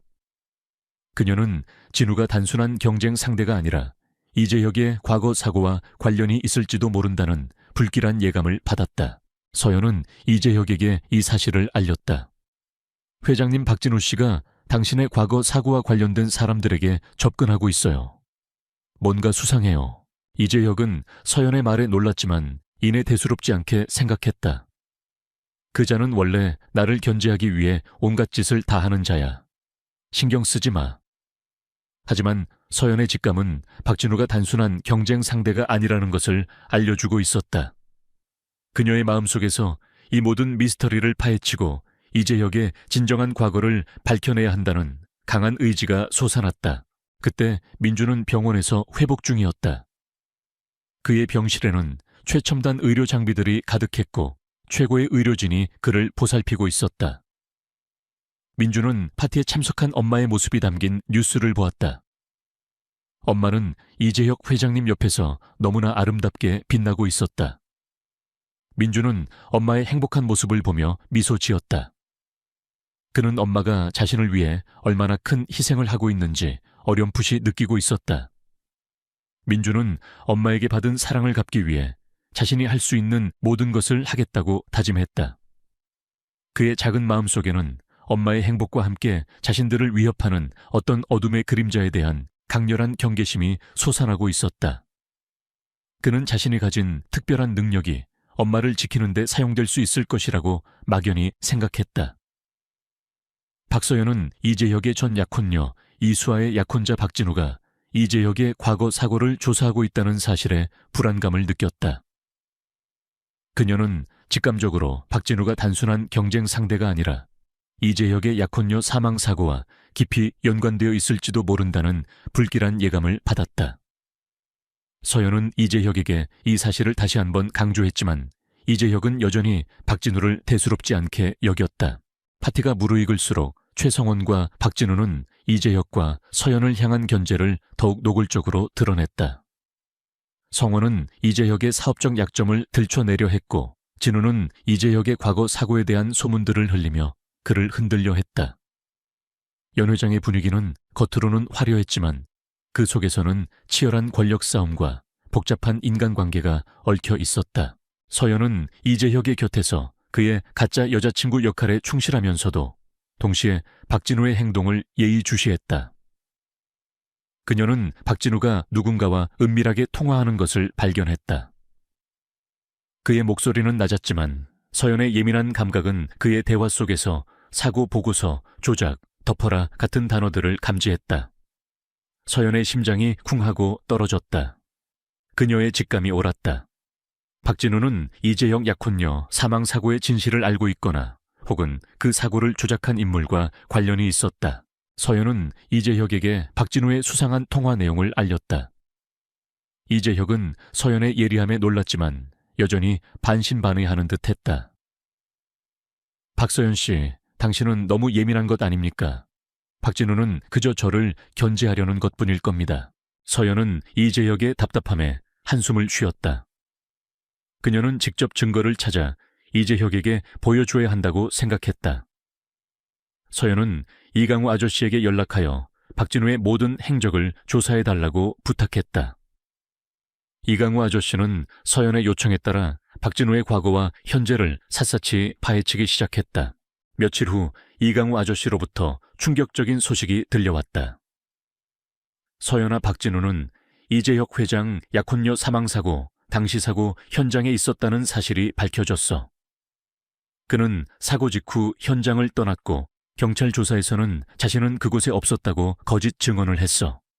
그리고 그의 아버지 즉 미래그룹의 박성진 회장은 그 사고를 은폐하기 위해 막대한 돈을 썼다는 정황이 포착됐어. 서연은 이강우 아저씨의 말에 경악했다. 박진우가 이재혁의 약혼녀 사망사고의 진실을 알고 있었을 뿐만 아니라 그 사고를 은폐하는 데 가담했다니. 서연의 머릿속에서는 이 모든 퍼즐 조각들이 맞춰지기 시작했다.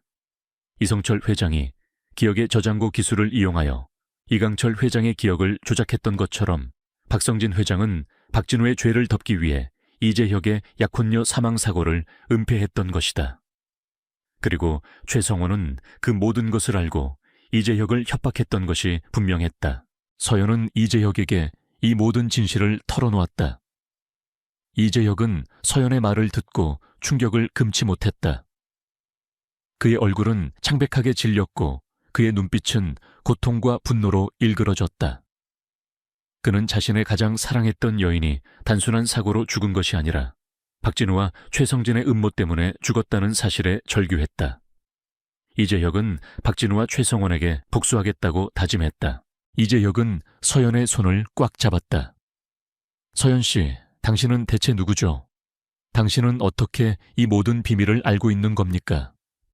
이재혁의 목소리에는 놀라움과 함께 알 수 없는 갈망이 담겨 있었다. 서연은 이재혁의 눈을 똑바로 응시했다. 회장님, 저는 박서연입니다. 하지만 동시에 저는 박진우와 최성원 그리고 당신의 가족에게 숨겨진 또 다른 비밀을 알고 있는 사람입니다. 저의 가족도 당신의 약혼녀처럼 그들의 탐욕 때문에 희생되었으니까요. 서연은 자신의 과거와 최은서의 딸이라는 진정한 정체를 이재혁에게 어렴풋이 암시했다. 그녀의 눈빛 속에는 슬픔과 함께 강렬한 복수심이 불타올랐다. 이재혁은 서연의 말에 다시 한번 충격을 받았다. 그는 서연의 과거와 자신의 과거가 얽혀 있다는 사실에 혼란스러웠지만 동시에 서연에게서 알 수 없는 강렬한 끌림을 느꼈다. 그는 서연을 자신의 복수를 위한 도구가 아니라 자신과 같은 아픔을 가진 동반자로 여기기 시작했다. 그때 민주는 병원에서 회복 중이었다. 그는 엄마의 소식을 궁금해하며 침대에 누워 있었다. 그의 작은 몸은 강인하게 수술을 견뎌냈지만 그의 마음속에는 엄마에 대한 걱정이 가득했다. 민주는 자신의 능력을 이용하여 엄마의 소식을 감지하려 애썼다. 그는 엄마의 불안한 심장 소리와 함께 이재혁 회장님과 관련된 알 수 없는 위험을 감지했다. 민주는 엄마를 지켜야 한다고 생각했다. 그의 작은 손은 이불을 꽉 움켜쥐었다. 이재혁은 최성원과 박진우를 파멸시키기 위한 치밀한 계획을 세웠다.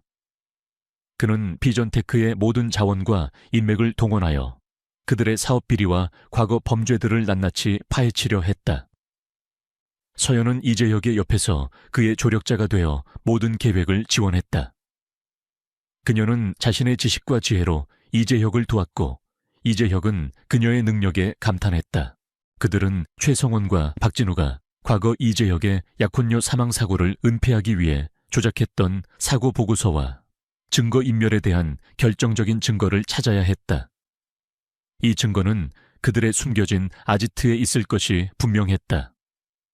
민준과 서연은 이제 함께 진실을 밝히고 모든 것을 바로잡기 위한 마지막 대결을 준비해야 했다. 그들의 운명은 이제 돌이킬 수 없는 방향으로 흘러가고 있었다. 이재혁은 박서연의 도움으로 자신의 약혼녀 사망사고의 진실을 알게 되자 분노에 휩싸였다. 그는 최성원과 박진우가 사고를 조작하고 증거를 은폐했으며 심지어 그의 가족까지 연루되어 있다는 사실에 충격을 금치 못했다. 이재혁은 자신의 모든 것을 걸고 최성원과 박진우를 파멸시키겠다고 다짐했다. 서연은 이재혁의 옆에서 그의 조력자가 되어 모든 계획을 지원했다.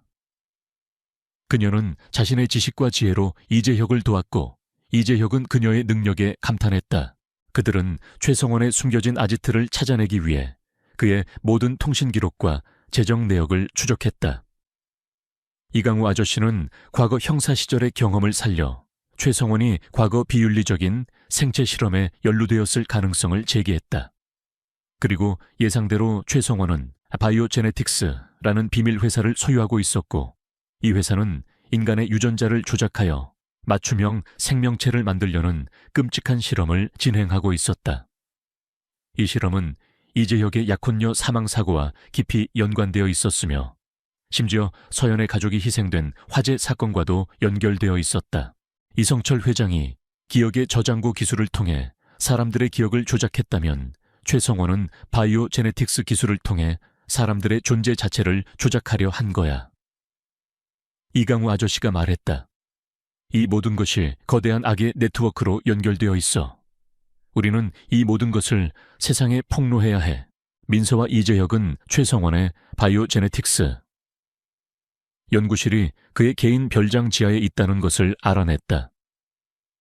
그곳은 겉으로는 평범한 별장이었지만 지하에는 최첨단 보안 시스템과 중무장한 사병들로 철통같이 지켜지고 있었다. 최성원은 그곳에서 자신의 모든 죄를 숨기고 바이오 제네틱스 기술을 완성하여 세상을 지배하려 했다.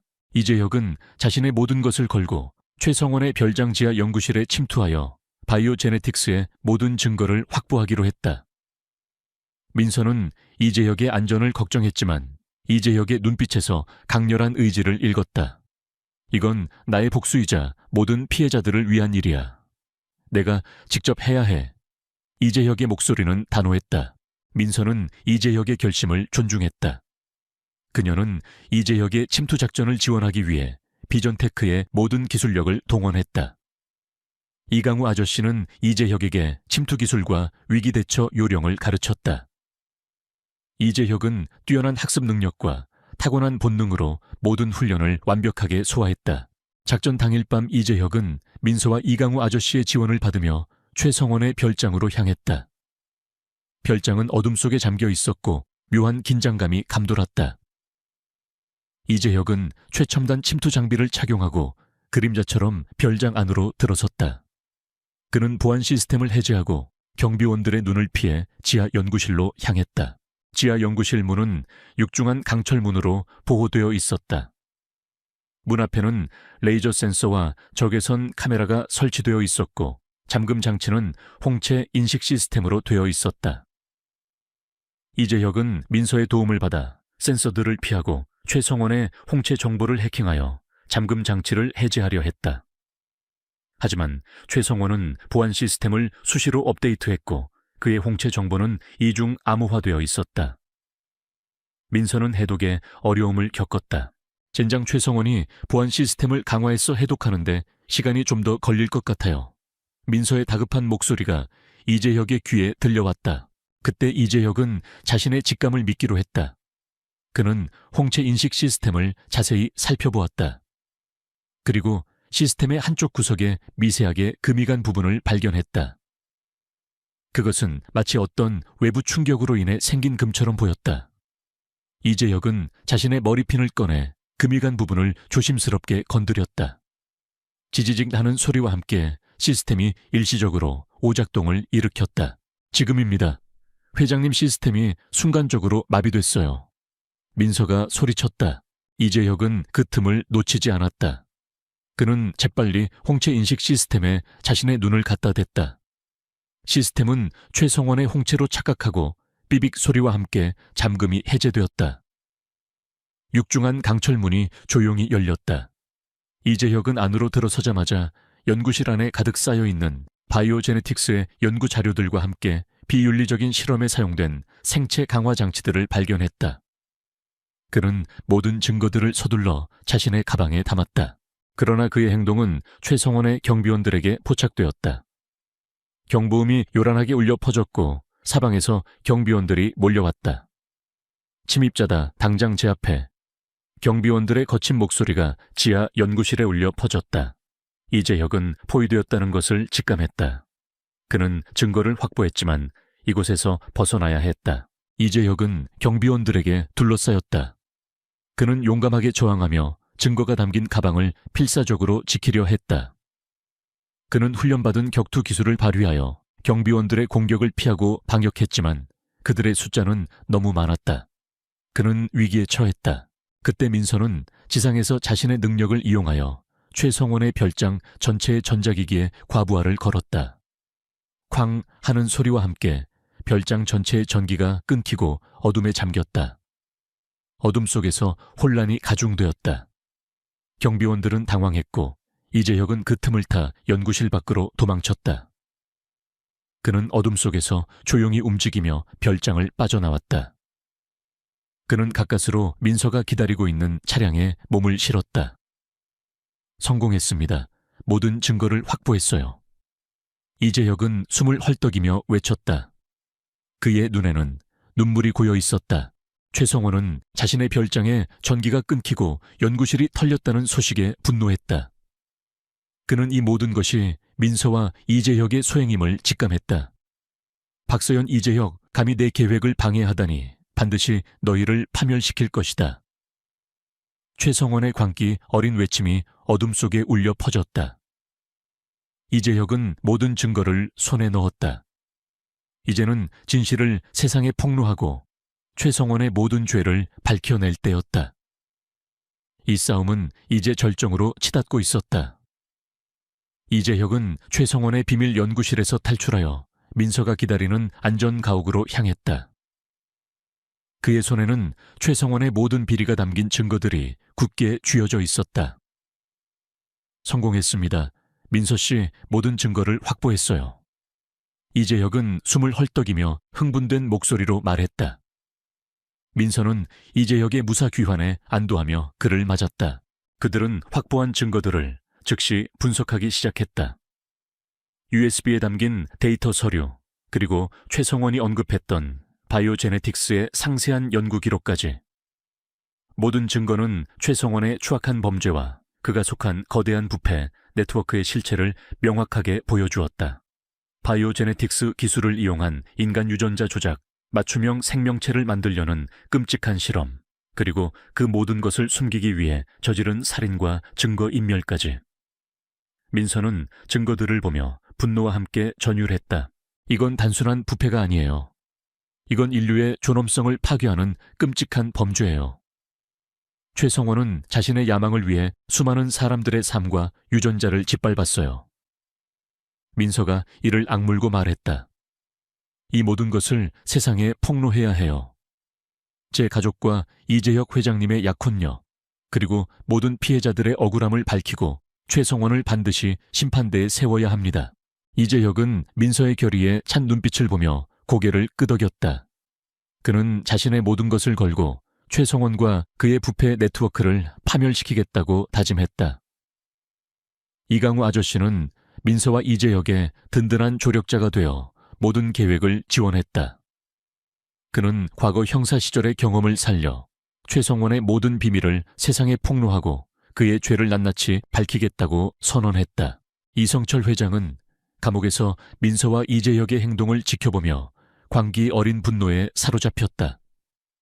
그는 자신의 모든 것이 무너져 내리는 것을 보며 복수심에 불타올랐지만 이미 그는 모든 것을 잃은 나약한 존재에 불과했다.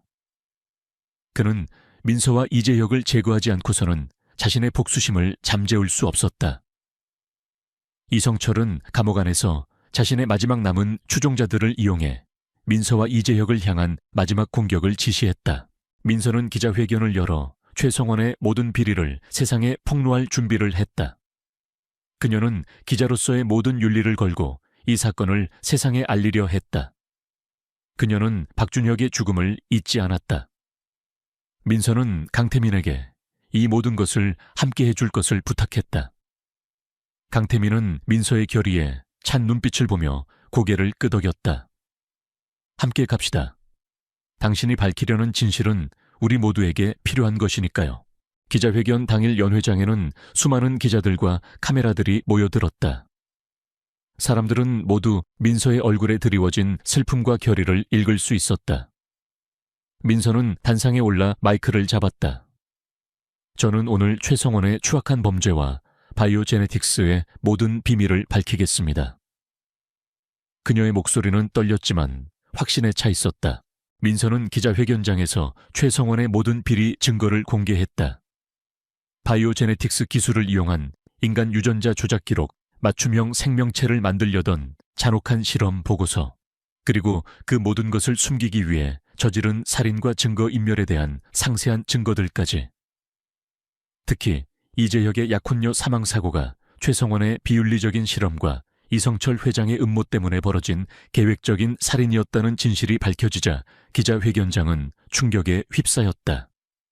민서는 자신의 가족의 비극과 이재혁 약혼녀의 죽음을 이야기하며 눈물을 흘렸지만 그녀의 눈빛은 결코 흔들리지 않았다. 그때 연 회장 바닥에서 희미한 틱 소리가 들려왔다.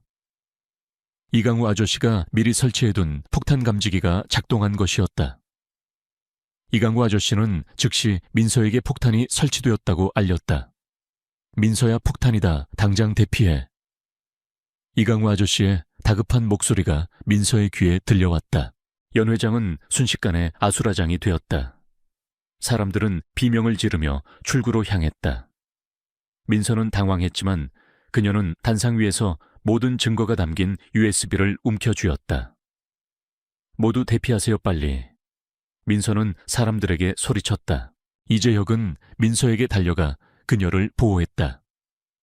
그는 사람들을 대피시키면서도 민서를 데리고 연 회장 밖으로 나가려 했다. 하지만 폭탄은 연 회장 출구 쪽에 설치되어 있었다. 출구 쪽으로 가면 안 됩니다. 폭탄이 그쪽에 있어요. 민서가 소리쳤다. 민서와 이재혁은 연 회장 안쪽에 고립되었다. 폭탄의 타이머는 빠르게 줄어들고 있었다. 이성철 회장의 최측근인 전직 요원들이 연 회장으로 들이닥쳐 민서와 이재혁을 제거하려 했다. 그들은 민서가 증거를 세상에 폭로하는 것을 막으려 했다. 민서는 자신의 모든 힘을 다해 요원들과 맞섰다. 그녀는 훈련받은 격투 기술을 발휘하여 요원들의 공격을 피하고 방역했지만 그들의 숫자는 너무 많았다. 이재혁도 민서의 옆에서 요원들을 막아섰다. 그의 냉철한 판단력과 과감한 행동은 민서에게 큰 힘이 되었다. 폭탄의 타이머는 이제 10초를 가리키고 있었다. 민서와 이재혁은 절망에 빠졌지만 그들은 마지막까지 포기하지 않았다. 민서는 이성철 회장과 최성원의 모든 죄를 밝혀내고 자신의 가족과 이재혁 약혼녀 그리고 모든 피해자들의 억울함을 풀어줘야 한다고 생각했다. 그때 민서는 자신의 눈앞에 놓인 마이크를 보았다. 그녀는 마이크를 움켜쥐고 마지막 힘을 다해 소리쳤다. 이성철, 최성원, 당신들은 절대 용서받지 못할 거야. 당신들의 모든 죄는 세상에 드러날 거야. 그리고 나는 당신들의 거짓말을 모두 폭로할 거야. 민서의 목소리는 절규에 가까웠지만 그 속에는 진실을 향한 강렬한 의지가 담겨 있었다. 그녀는 자신이 가진 모든 증거들을 하늘로 던졌다. USB와 서류들은 연 회장 바닥에 흩뿌려졌다. 광괭음과 함께 연 회장이 폭발했다. 민서와 이재혁은 폭발의 충격에 몸을 날렸다. 그들의 몸은 파편에 휩싸였다. 이성철 회장의 마지막 발악은 모든 것을 파괴하려 했다. 하지만 폭발 직전 이강우 아저씨의 신고를 받고 출동한 경찰 특수부대가 연 회장 안으로 들이닥쳤다. 그들은 민서가 던진 증거물들을 확보하고 민서와 이재혁을 구출했다. 민서와 이재혁은 의식을 잃은 채 병원으로 이송되었다. 그들의 몸은 만신창이가 되었지만 그들의 손에는 진실이 굳게 쥐어져 있었다.